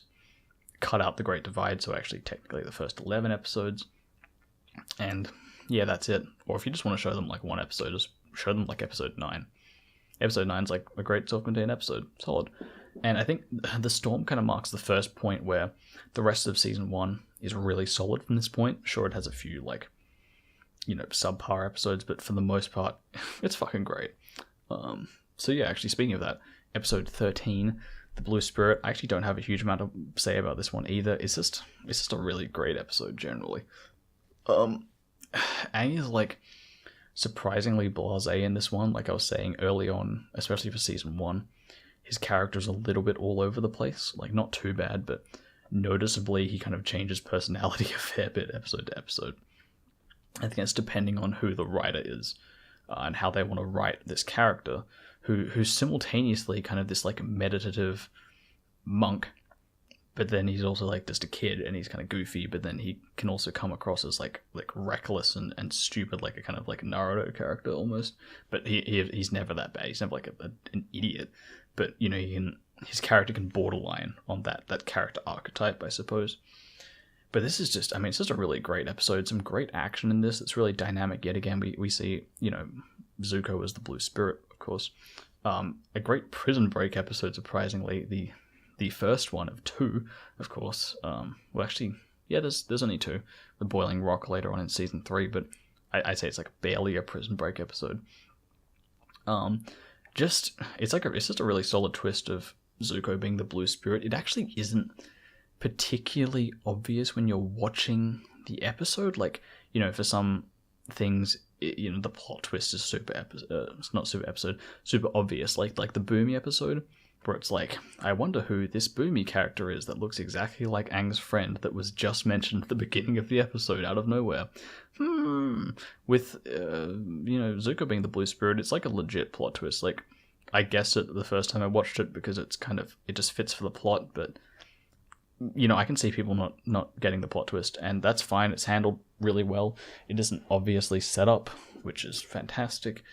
There's a great moment, yet again, with Aang and Zuko paralleling kind of their relationship and kind of their similarities and more like their sympathetic backstories. Where, Aang has kind of rescued Zuko after Zuko has rescued Aang from the clutches of Zhao because, he has to be the one to turn in Aang to get the approval of his father, and it can't be Zhao, because if Zhao does it, then he never gets his father's respect, so he'd rather, it's that crazy situation where he'd rather, recapture Aang, let him go, and then capture him again just so Zhao can't get to him. And Zuko's been knocked unconscious because of bullshit archery. You have the crazy, like, aimbot, insane Yu-Yan archers in this episode, who are never really mentioned again, except one of them is a member of the Rough Rhinos, which is really interesting. They're like the marauding gang that shows up in a couple of episodes of season 2, and are also the people who killed Jet's family, or they burnt his village down. So yet again, more great world building. Not particularly in this episode, but it's really interesting that this one of them just happens to be in the Rough Rhinos later on in the series. Just like really cool contingency and references, of course, across the entire series, but for some reason they don't shoot Zuko in the heart, they shoot him in his helmet, in which case his helmet explodes off his face or something, or it knocks him unconscious. But Aang is, sitting with him in the woods when he's like coming to after being knocked out, and he's like, I used to have a friend in the Fire Nation, do you reckon we could have been friends, if we weren't on opposite sides, or that we weren't at war? And, they just sit there for a moment before Zuko tries to murder him again, and he just, flies off. But it's just another, like, amazing, like, just intimate, really small moment. And yet again, it's really great because there's a really, like, not cool, but, like, funny kind of comedic subplot where Katara and Sokka are really sick and feverish the entire episode, and Katara keeps on asking Momo to give, like, her water because they're really thirsty because they have fucking fevers, and Momo just ends up bringing back the wrong thing every time. Like, he brings back a rat at first, and then it kind of cuts back to him, and he's brought back like gold and jewels and crowns and shit, which is it's a pretty solid joke actually. But the thing is that Aang doesn't tell them about the fact that Zuko is the Blue Spirit, or that he like got fucking captured by Zhao and then like got broken out of prison for like 2 seasons. It isn't revealed for like until Zuko actually tries to turn to the like, you know, to not the dark side, to their side. That's when he reveals it. It's like the foresight, like 2 seasons in advance. Just fantastic. So episode 14, Fortune Teller. This is like another filler episode, but it's really well written. I actually think this won an Emmy for Best Direction, or it won some award for Best Writing or Best Direction, which I always found kind of funny, but it's a really fucking funny episode. It's about, you know, Aang and the gang. They go to a village that has a prophet there, or a fortune teller. Well, hence the name the fortune teller. I don't know how I blanked on the name of a fortune teller when it's the fucking name of the episode. Man. But I'm losing my mind. But I actually didn't like this episode for a while. I just saw it as like another filler, and I was like, but rewatching it, it's great. Like, Sokka is like, this is probably the first episode where he really stands out as a comedic character. Him arguing kind of like his science versus religion / spirituality thing that kind of comes up a bit later with his whole Han Solo-esque, like, I don't like the Force, you know, the Force is bullshit, and I don't like bending, all this bending magic, what a bullshit, I don't care, I'm just a guy with a boomerang sort of thing. But this is kind of his first, like, really fantastically comedic episode. And it is kind of weird because if you don't know, there's a girl called Meng in the episode, I think. Meng? I don't want to say 100% on that, but I think her name is that, and she's like the assistant to the fortune teller. And it's actually voiced by Jessie Flower, I want to say is her name, but I'm probably wrong on that as well. Don't take anything I say for a fact in terms of technical information about actors' names or dates or whatever, but she voices Toph, of course, in season 2, or at least I think she does if her name actually is Jessie Flower, but she voices Toph in season 2, of course, and it's really interesting hearing technically the entire gang together, minus Zuko, of course, but he doesn't really count, in this one episode, a season before the actual gang turns up all together. Well, I guess actually, yeah, roughly, 6 episodes into season 2, Toph turns up, so yeah, roughly. But yeah, it's a really funny episode, not particularly interesting on an action level. I do like Aang having to fight a volcano, which is actually mirroring Roku fighting a volcano at the end of the Avatar and the Fire Lord, and actually what leads to his death, of course. Well, actually, I guess Sozin technically kills him, but he would have died if Sozin wasn't there. I think. Yeah. Sozin doesn't really kill him, he just doesn't stop him from dying, which is basically the same thing. Whatever. Just a really, like, it's just a funny episode, even if it is filler, so I give this one a pass in terms of not being horribly, like, just terrible or anything, but, yeah, I want to start moving on through these because I really, really want to get into the episodes 19 and 20. Butter of the Water Tribe, episode 15. I'm not a huge fan of this one. It has a really, really great, one of my favorite low-key fight scenes in the entire show between Zuko and Aang, where it's this great fight revolving around Zuko fighting Aang on top of a well. And it's just really fun, like Aang just avoiding Zuko. It's just really funny, very well animated, and it actually bases itself a lot on the martial art that airbending is based off, called Bagua Zhang, or Bagua. And it's another very, very clever actual fight scene that has deeper layers to it, because the entirety of Bagua Zhang, the martial art, is based on this thing called circle walking, where you basically... It's about a circle that has the diameter. I think I'm using the term diameter correctly. I've lost all knowledge of anything mathematical, if you'd even call it that, or geometrical, I suppose. The only thing geometrical that I'm even remotely familiar with is psychedelic fractals, basically. But it's basically a circle, the diameter of the height of your body. And part of the martial art is that a lot of the katas, or like forms, I suppose, of which there are 8, which actually mirrors, I think, eight different types of nature, or something like that. It's actually referenced in Korra a bit, the training ground that she trains at in episode 4 from memory, she's actually circle walking in that as well because she's learning airbending, aka Bagua Shang. Each form represents a different type of nature or something, like fire, wind, earth, river, heaven, something or other. I don't know. But regardless, the entire actual well fight takes place with them walking around the well, and Aang is actually performing a form of Bagua Zhang on top of this well fighting Zuko, and it's just like this little thing that you wouldn't know if you didn't know the series. It works in the series, and it works if you know what that's actually based on. Just fantastic. Of course, I actually, Sifu Kisu, I think, is the name of the martial artist that was an instructor to Mike O'Brien before they actually started the series, and then of course they kind of said, hey, can you help us with our animated series? And he's like, cool. Then they, he, I think, choreographed a lot of the fight scenes, or at least helped them. And if you didn't know, his design is copied, his actual real life appearance is copied to the design of Sokka's sword bending master in the episode in season 3 of which I'm blanking on the name of, and I'm also blanking on the name of the character, Master something, starts with a P. I am not going to remember that on the fly, so I'm going to drop that, but his appearance is based on the real life martial artist who choreographed Avatar, which is really interesting. But regardless, I kind of went backwards with this. That fight scene's at the end of the episode. Bardo of the Water Tribe. This episode has these characters acting out of character yet again for the sake of the plot, where it's we need a conflict, so the characters have to act differently. Like Katara's whole character is, she's we need hope, the Avatar needs to come back, and then she's kind of given this temptation to see her family, and then she just kind of immediately drops Aang to go see her family. And I feel any character temptation, say, could be made legitimate if you set it up well enough.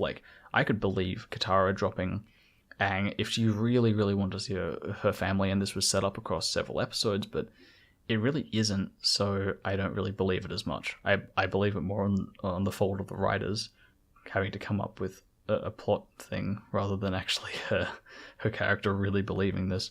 And same with Aang. Aang, his whole thing is he feels guilt for abandoning his people and abandoning his duty as the Avatar, I suppose. Even though his whole character is kind of running away from conflict.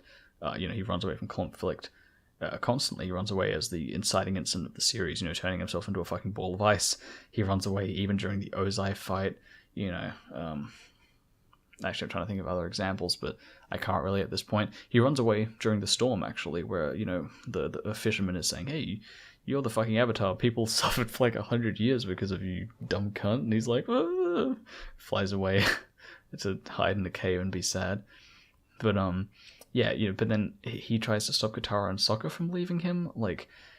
I don't know, I feel like it could have been much more emotionally intense and engaging if this was really, really set up very well. As maybe a two-parter, or even if this was set up in previous, as a character trait or character traits for, Katara and Aang and Sokka perhaps. In previous episodes, this really could have been a nice, culmination where it was a serious, falling out between them where, because of course I haven't explained the episode and you possibly don't remember it, but Katara and Sokka find a map to their father. Well, a map is delivered to where their father is. Of course, they haven't seen their father in years because he went off to fight in the war. And Aang actually gets the map, and then he crumples it up and doesn't show it to them, and then later feels guilty and does show it to them, and they kind of go, you suck, and then they go off and, find their dad, and then kind of realize that they're retarded and go back. But, it's kind of dumb that they went there in the first place, but regardless, I kind of already went into that. The June subplot. June is the one who rides the badger thing that has the paralyzing tongue thing. Another great little animal companion thing. That's a really fun subplot, especially with Zuko and Iroh.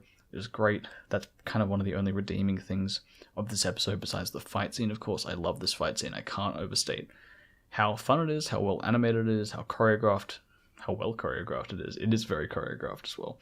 But just redeeming parts of a generally pretty weak episode. Yeah. So episode 16, The Deserter.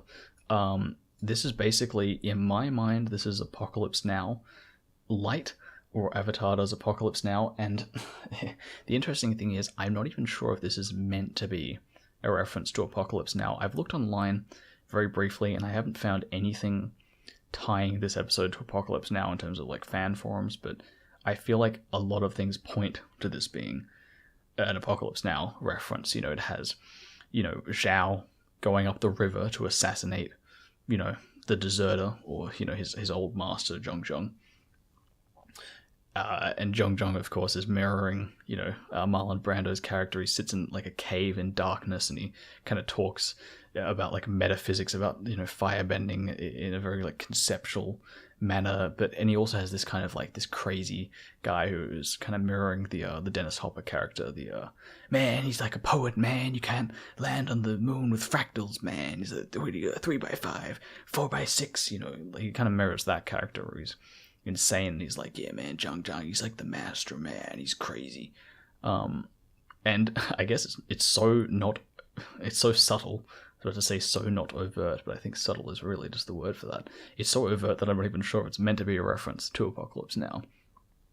But if it is, then I give them kudos. Oh, also it has like Zhao is attacked by like people on the side of a river in a scene that almost identically mirrors even a couple of shots in Apocalypse Now where the boat going up the Nalong River or wherever it is into Cambodia is being attacked by Vietnamese people with like arrows and stuff and flares. But yeah, this is a really solid episode. It's a really great that like Zhao actually gets some backstory, and he kind of explains his rage, and then that's used against him as a character element.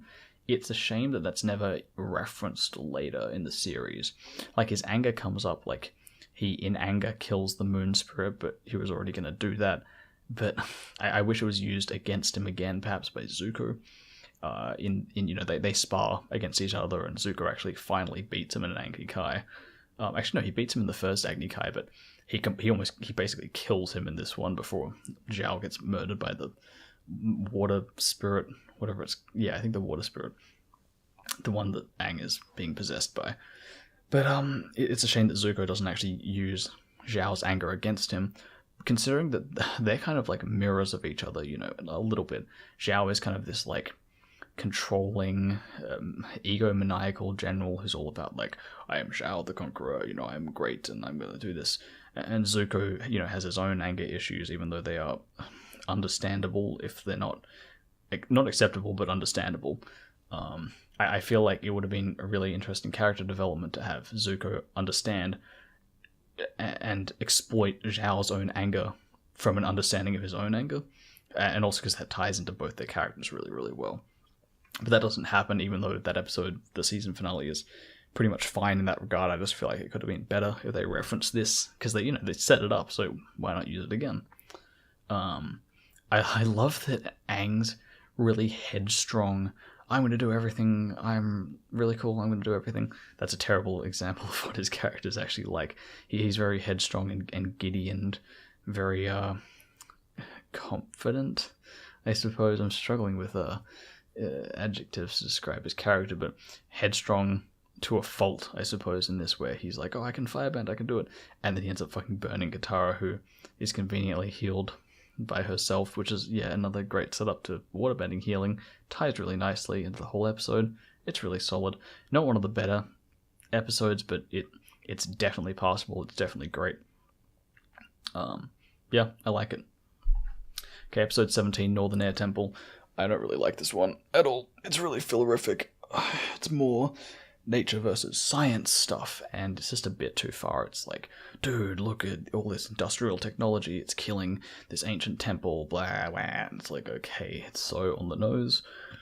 Not as on the nose as The Painted Lady in season 3, but, it's getting there. The action's pretty boring. Not a huge fan. Mecha tanks, it is varied quite a bit from the usual, martial arts, choreographed, wuxia almost, hand-to-hand combat, but it still isn't good. The only purpose of this episode, the only contingency for the rest of the series, is the hot air balloons that Sokka invents, even though they haven't been invented yet, even though submarines already exist, but whatever, anachronisms are a thing. I feel like this could have been done a lot better, and also the side characters suck, basically, and I don't find them interesting in the slightest, so episode sucks. almost at the end. Episode 18, Waterbending Master. I'm torn on this. As I mentioned, I'm not a huge fan of like the girl power episodes in Avatar, not because it's about female empowerment or whatever you want to call it, but because I feel like the series is also, it's already so good at doing that you don't need these episodes really hammering in this point. And the same with like, we get that the Fire Nation is like this anti-nature symbol, and that the Avatar is this pro-nature or positive nature symbol, and the Fire Nation are destroying nature and kind of destroying the balance of the world, and we get it as part of this very, very obvious symbolism and imagery. And quite a few other episodes, like, okay, we get the Fire Nation oppression, we don't need to have an entire episode showing that because we already get it, and we could be doing, other things. It isn't the worst, but we don't need it. It isn't 100% necessary. But even so, this episode's pretty good. Mainly because of the side plots, and particularly the Zuko and Iroh subplot it's great. It's one of my favorite subplots of this season. It's just fantastic. I love Paku's character. Just generally, he's like really well animated. The voice fits the character really, really well. It's just, I love it. There's a fantastic moment where he's eating like noodles and squid, and he just sucks it into his mouth from about 3 feet away, and it's this fantastic animation.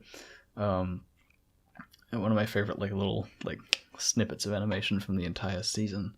The subplot with Zuko and Iroh, and Zhao actually realizing that Zuko is the blue spirit is just a great scene where Zhao is like, oh fuck, oh shit, and Zuko kind of handles himself well. He doesn't spill his spaghetti and kind of go, I'm not the blue spirit. He kind of goes, oh no, actually I know what I'm doing.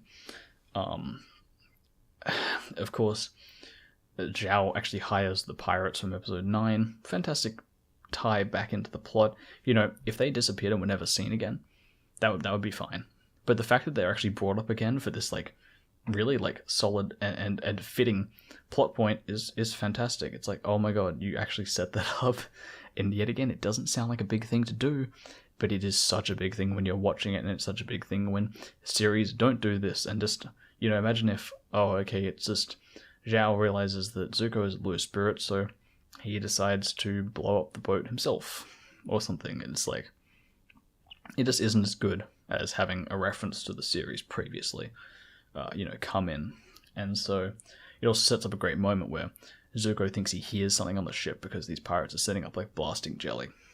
And by the way, apparently according to the audio commentary, the design of the pirates is actually based on the real life looks of some of the Korean animators, which I didn't know at all, and I wouldn't have guessed actually. But they're setting up blasting jelly on this ship, and Zuko kind of hears a noise and goes outside, and he sees the raptor bird thing of the main pirate captain, and kind of realizes, oh shit, something's wrong, and jumps off the boat, or insulates himself as the boat explodes. And we get this great moment where Iroh kind of sees the boat explode and is in shock, because of course in the next episode they played this up more, but it's like he's lost another son figure. Of course, Iroh's character, part of it is that he was in the middle of the siege of Ba Sing Se, and then his son dies, who was in the front lines, and he kind of just totally breaks down and just can't continue until the Fire Nation actually don't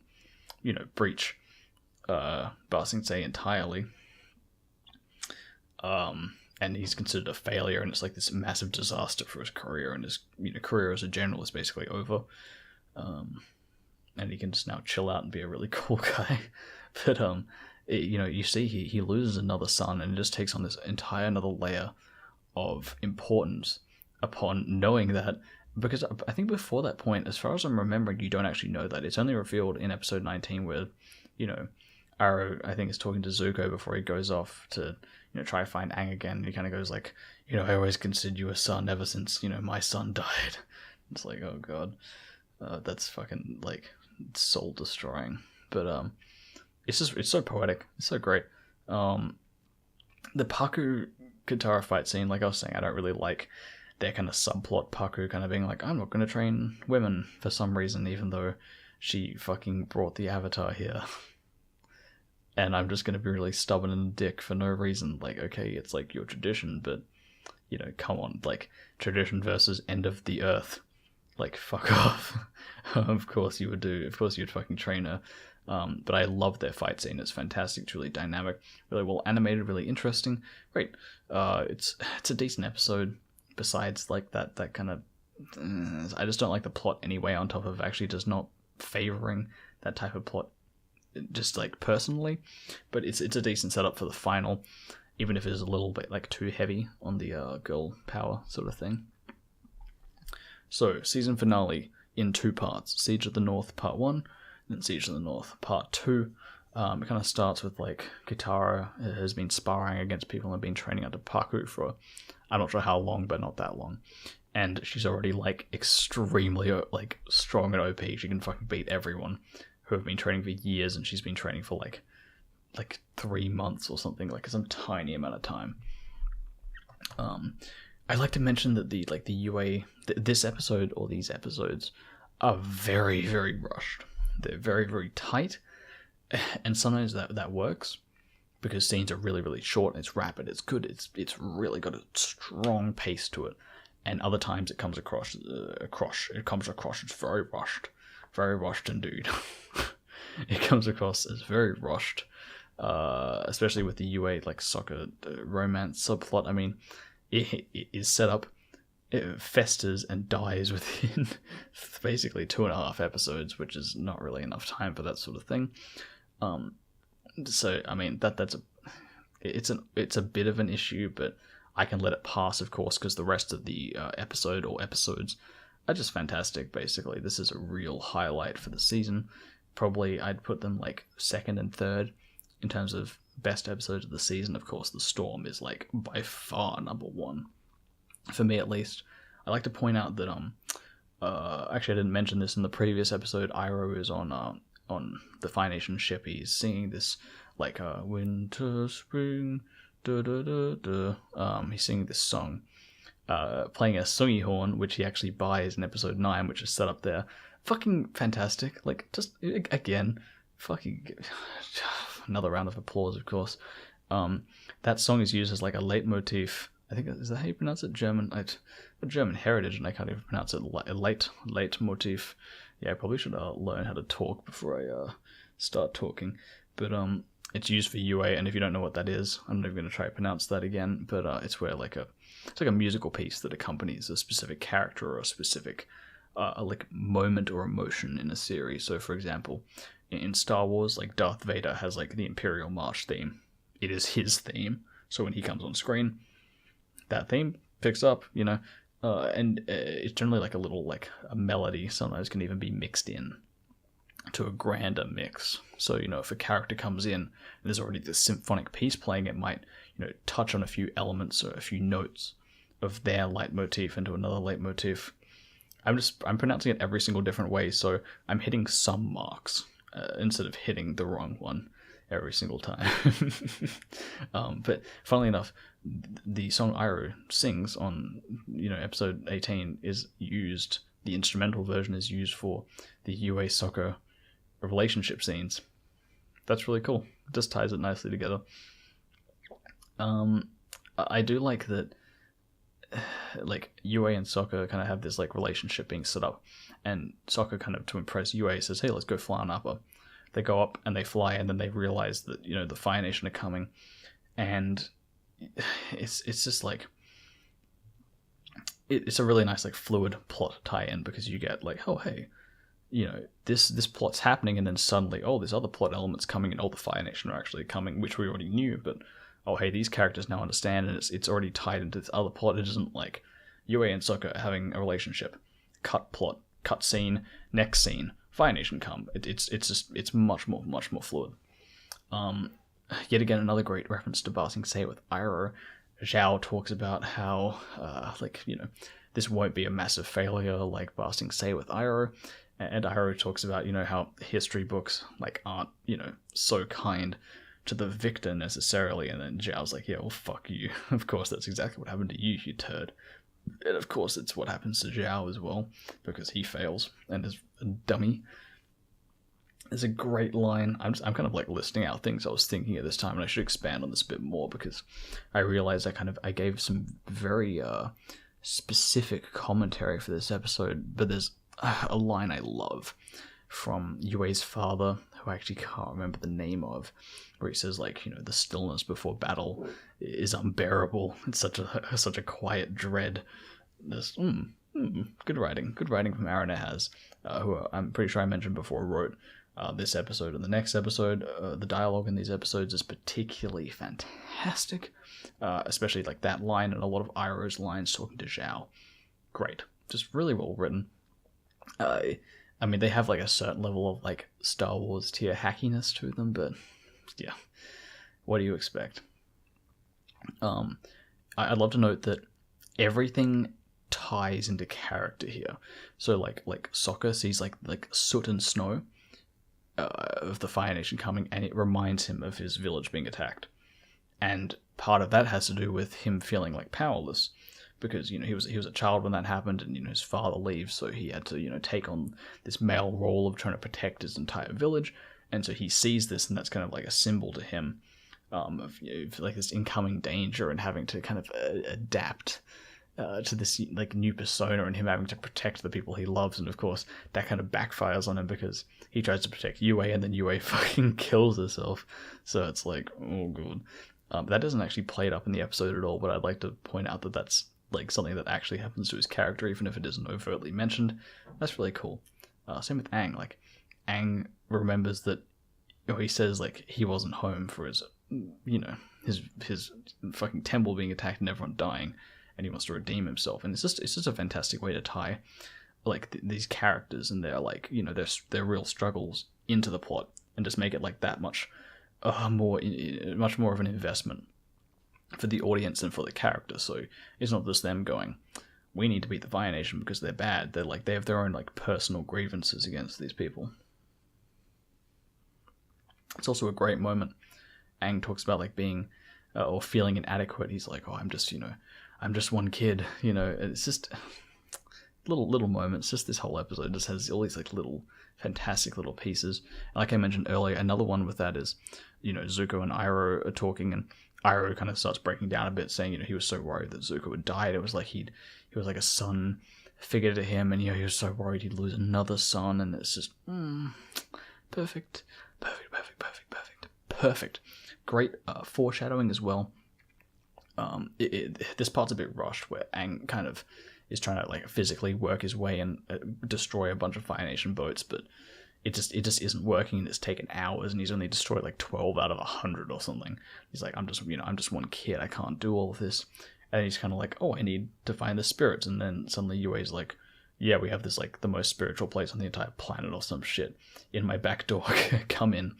But he has this great line where he's like, you know, hey, maybe the spirits can give me guidance. And she's like, yeah, the moon spirit can do this. And Katara's like, yes, you know, maybe you can connect with Roku again. And then, you know, Aang says, oh, but maybe, you know, the spirits can unleash this huge attack on the Fire Nation and blow them all up, which is exactly what happens, which is kind of a nice, like, subtle self-parody / foreshadowing, which I kind of like. I mean, yet again, I'm going through this, like, plot point to plot point, but it's kind of notable that each plot point is actually, like, great to talk about. Zuko has this fantastic entrance sequence into the Water Tribe. It's just really, like, interesting to watch. It's basically silent as well. He doesn't talk the entire time. It's just fun to watch him, like, basically infiltrate this zone. He's very, like, clever and ingenious with how he kind of gets in. He, like, melts ice in some places. He goes up for air in other places, and then observes where water is traveling. And yeah, just like this is a great scene. And it could have been like something that they just brushed over, like he just climbs over the wall and swims in or something. It could have been something they brushed over, but they really take their time with it, which I love.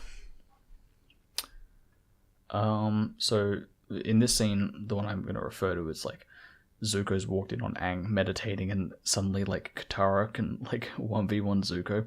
Like I get it's nighttime and the moon helps waterbenders, of course, but Katara's been training for what, like a couple of months, and Zuko's been training under, like, you know, royal, like Fire Nation royalty training for like years, and then in the past 2 years he's been like out of ocean training with people. Like, again, he's not perfect, but I kind of expected that he was like a fair bit more powerful than her, and she just kind of like wrecks his shit just completely. I mean, it's okay. I get it has to be dynamic, but I was a little bit iffy on that. A little bit iffy. Just another point at how great like the entire internal logic of this world has been written. I'd love to note that like the Fire Nation siege system is so fucking well set up. Like the way that they actually penetrate and siege people, it's perfect. What they do is they fire like these fireballs into walls, or wherever they're sieging, they fire them into there to make a giant dent in a wall.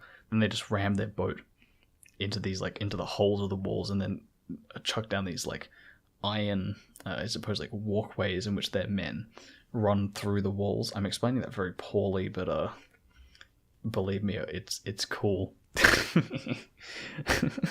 I don't know how else to explain that. I'm using a lot of theoretical terminology there. I don't know. It's just I'm going to skip over that because I know I'm not going to be able to explain that properly.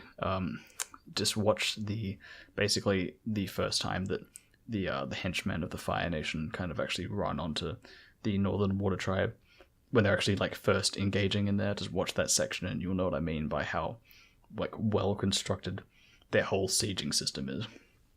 It'll explain it much quicker than I could, and in much greater detail.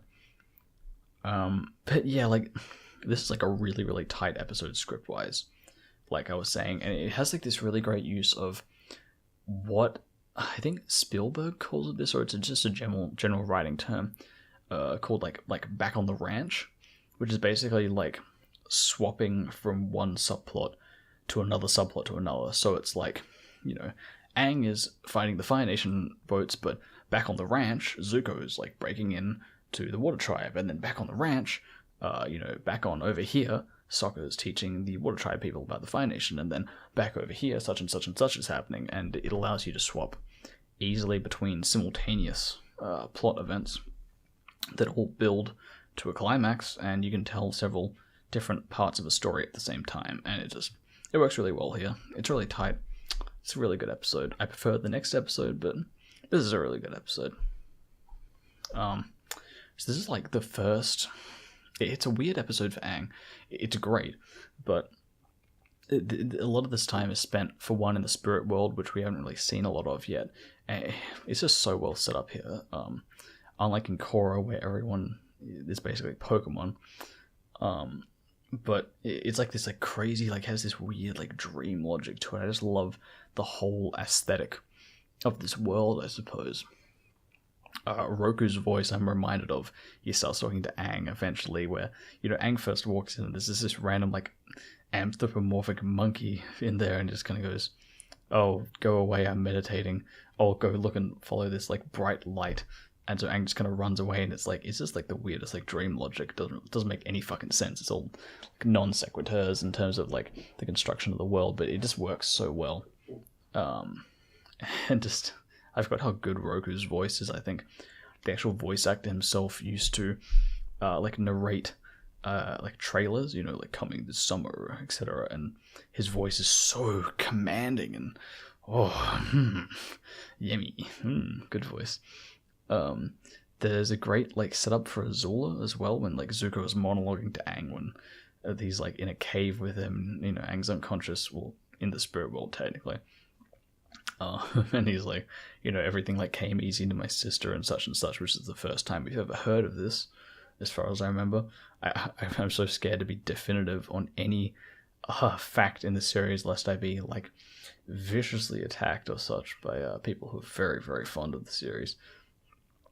But it's yet again more foreshadowing that's fantastic. Really great monologue from Zuko about like, like my father like said I was lucky to be born. Like Azula was born lucky. I was lucky to be born. Just fantastic. Really, really great monologue. Really like deep, interesting, complex character monologue where he's like, yet again he's got Aang, but he's just trapped in this like self-made situation. He's just fucking stuck in like a massive ice storm where he has no contingency plan. He's just done this on instinct. And of course, Iroh actually berates him later in the series, where it's like, you would have fucking died if, Aang didn't stick up for you and say, hey, we shouldn't leave Zuko out here or he'll fucking die. And he would have died if, Aang hadn't done that, of course. There's some great music in this episode. I mean, I kind of neglected the rest of the music in this whole season and the series. It's just amazing. I really want to give a massive shout out to the track team. It is a monstrosity that the soundtrack for this series has never been released officially. Can you believe that? It's on YouTube, but it has never been released iTunes wise. I think the first season of Korra's music has been released officially. Not season 2, not season 3, not season 4. I use the music in my video. It's not fucking legally released. Which is insane. The soundtrack for this show is so iconic to the series, and it's just so good, and they've never released it. Do you not making money or something? What the fuck? So that was really shocking to me. I just that was something I totally just assumed, but when I looked for it, I'm like, no, I can't buy it. Okay. What?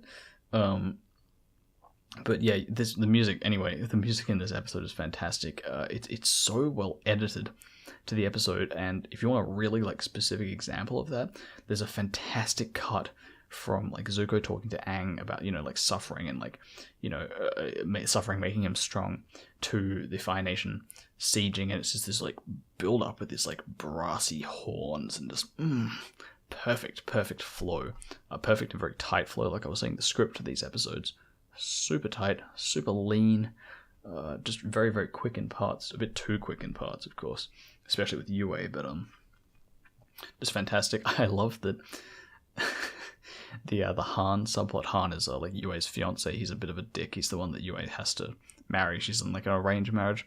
There's this whole subplot where Sokka is talking to him and he gets really mad, and they're gonna go on a secret mission where they infiltrate Zhao's boat, where he's staying, and Zhao's just talking to Iroh, and of course Han comes up behind him and yells oh hey, Admiral Cho, because he gets his name wrong, of course, and it goes to attack him, and Zhao just brushes him off the boat.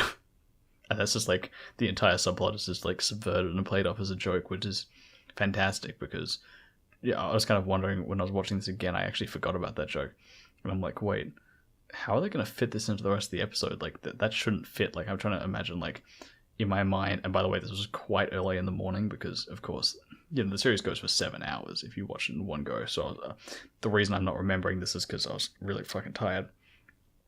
And so I'm oh, how are they going to fit? I don't recall, an entire section of we're infiltrating the boat, we're on the boat, Zhao fights these people on the boat. I'm trying to think of how this fits into the episode, and then, of course, he just kicks him off, and then just Iroh and Zhao just continue their conversation nothing happened. Just fantastic. Just what a great reverse anti-setup. The rest of this episode is just great. I love the appearance of Ko, the face-stealing spirit. He just shows up for one episode in the entire fucking series.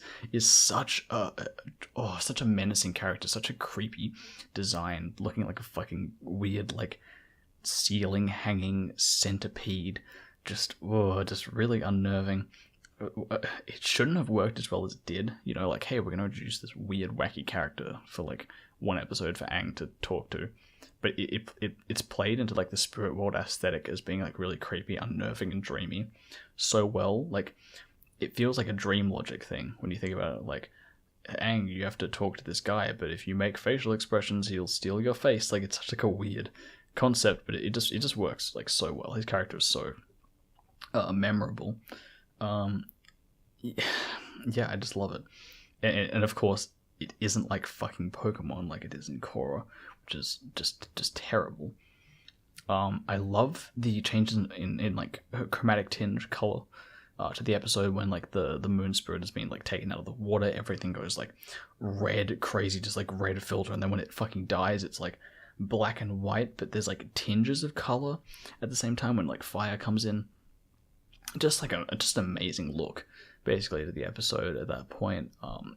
Like I was saying, things being a bit rushed, there's this whole part where it's like, Yue's like, oh, I feel kind of faint. By the way, I was touched by the moon spirit when I was a child. This is extremely relevant plot information. And it's like, okay, you probably could have set that up a little bit earlier. It's like, you know, look at the clock, you haven't got that much time. It feels really, really rushed.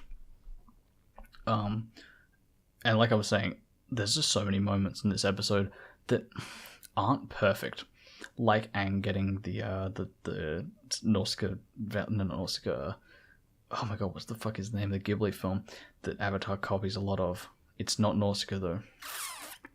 I should have remembered this before I went into this. It isn't Spirited Away. You're probably screaming at me in your head because you know exactly what I'm talking about. It has a giant blue spirit monster thing in it. I'm totally not searching this up right now, by the way. Just if you're wondering, that isn't what I'm doing right now. Searching for exactly what this film is.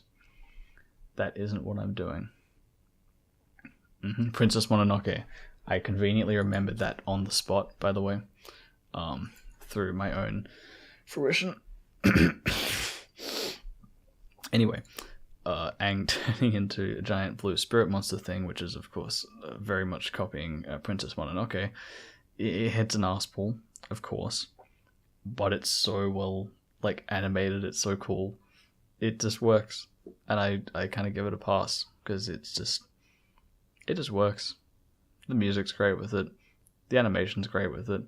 It fits kind of well with, like, the story somehow, despite, you know, it's like, the logic of it makes sense. It doesn't really work on a plot level, because it's like, oh, you just give all this random power to Aang and he doesn't have to do anything, but it works like, oh, I guess he just, like, channeled into the power of these spirits, and it shows this, like, enormous power, yet again, that, like, the spirit world or these, like, kind of supernatural entities have on the real world. And I like that aspect of it. It's just this awesome power that can be channeled into. But, I mean, that's another one where it's like, it shouldn't work. It is an arse pull, and of course the arse pull that this kind of reflects is the lion turtle, we're going to give you bending immediately, and it's kind of dumb. It reflects that, but that's actually really bad. This is passable. This isn't as important as that. I mean, I give this one a pass. I think it's something that a few people complain about, but it isn't that bad.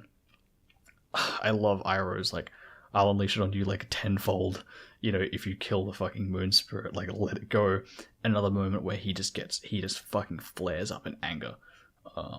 Just perfect. His character being so calm the entire series just makes it so fantastic when he gets that angry and that violent. And I think that's another point. This happens a fair few times, and it's the sort of thing where I did that essay on Power Crawl, and I thought about Power Crawl so much that everything becomes Power Crawl.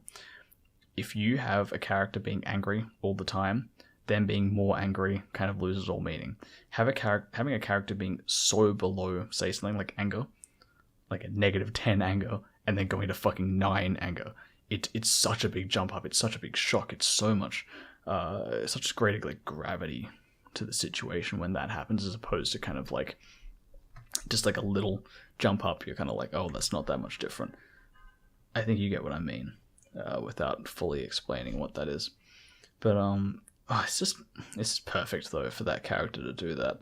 And of course, yeah, I mean, I totally lost my spot there, and I'm not pretending just to think about what's happening, but, like, the show just has so many, like, little perfect moments. Another one is where Aang kind of goes into the Avatar state. You know, Zhao has killed the moon spirit and he's run off because Iroh's kind of gone apeshit and fucking murdered a bunch of dudes.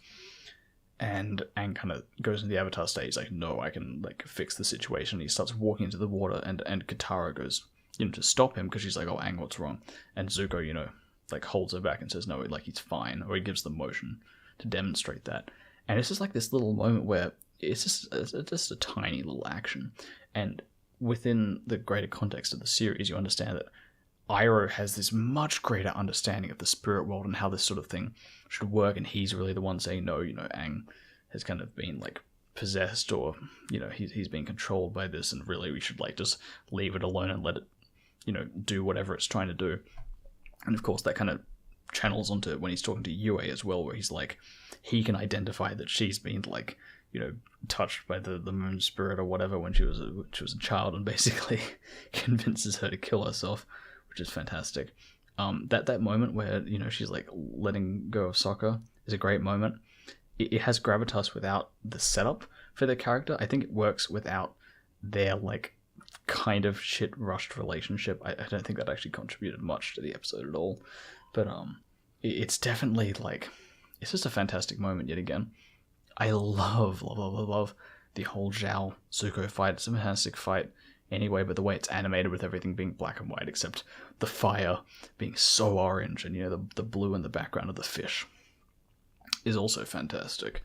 But I actually had this issue in the newest Star Wars film as well, like The Force Awakens, which is a weird reference to bring in here, of course, because this first season is basically A New Hope a little bit, or it's very similar to Star Wars generally. I've made this argument so many times, I'm not even going to go into it, but there's not enough like breathing room because the episode is so tight. It's so compact in its writing. There isn't enough time for these really seminal moments, like Yue's death. Yue just dies and it's like, oh, it's over. And then there isn't enough like reminiscing or sadness at the end, I don't think, to really give gravity to it. But her character doesn't really matter enough to give gravity, so it's like, yeah, I feel like her death could have been a little bit more important, I suppose, or it could have been a greater like a sadness or a greater dip upon her death. It just passes so quickly that it's almost like pointless it being there, I guess. But I don't know how else they would have like fit that in. Overall, it's handled as well as they could have with the time they had forcing themselves into that situation. But if you're going to force yourself into that situation like that, you may as well not do it in the first place. I don't know. Also, I love that there's a really great reference to the first episode where Iroh is on a boat escaping with Zuko, and Zuko is kind of like lying down, and Zuko's like, a man needs his rest, which is a reference to the first episode of the season where he's like, Zuko, you can't fucking stay up all night, trying to find Aang or whatever. You gotta sleep. A man needs his rest. And just another great reference. Just fantastic. Just a really solid episode, despite how fast it is. Just such like a grand scale, especially with the giant blue fish monster thing. But it just such like an epicness, especially with how fantastic the music is, how grand the music is, especially during that transformation sequence to the blue spirit monster. So like divine, these like really nice like choir chords, these harmonies just kind of coming in, and it's very high and mighty. It reminds me a lot of the like the Avatar State music, or particularly like the Crossroads of Destiny / Guru kind of entering like the 7th chakra Avatar State music, just like really holy and very like, splendid. Just fantastic. So, wow, yeah, that's it. That's like 20 episodes. That's the first season. It's definitely not the quality of season 2. Definitely not the quality of season 3.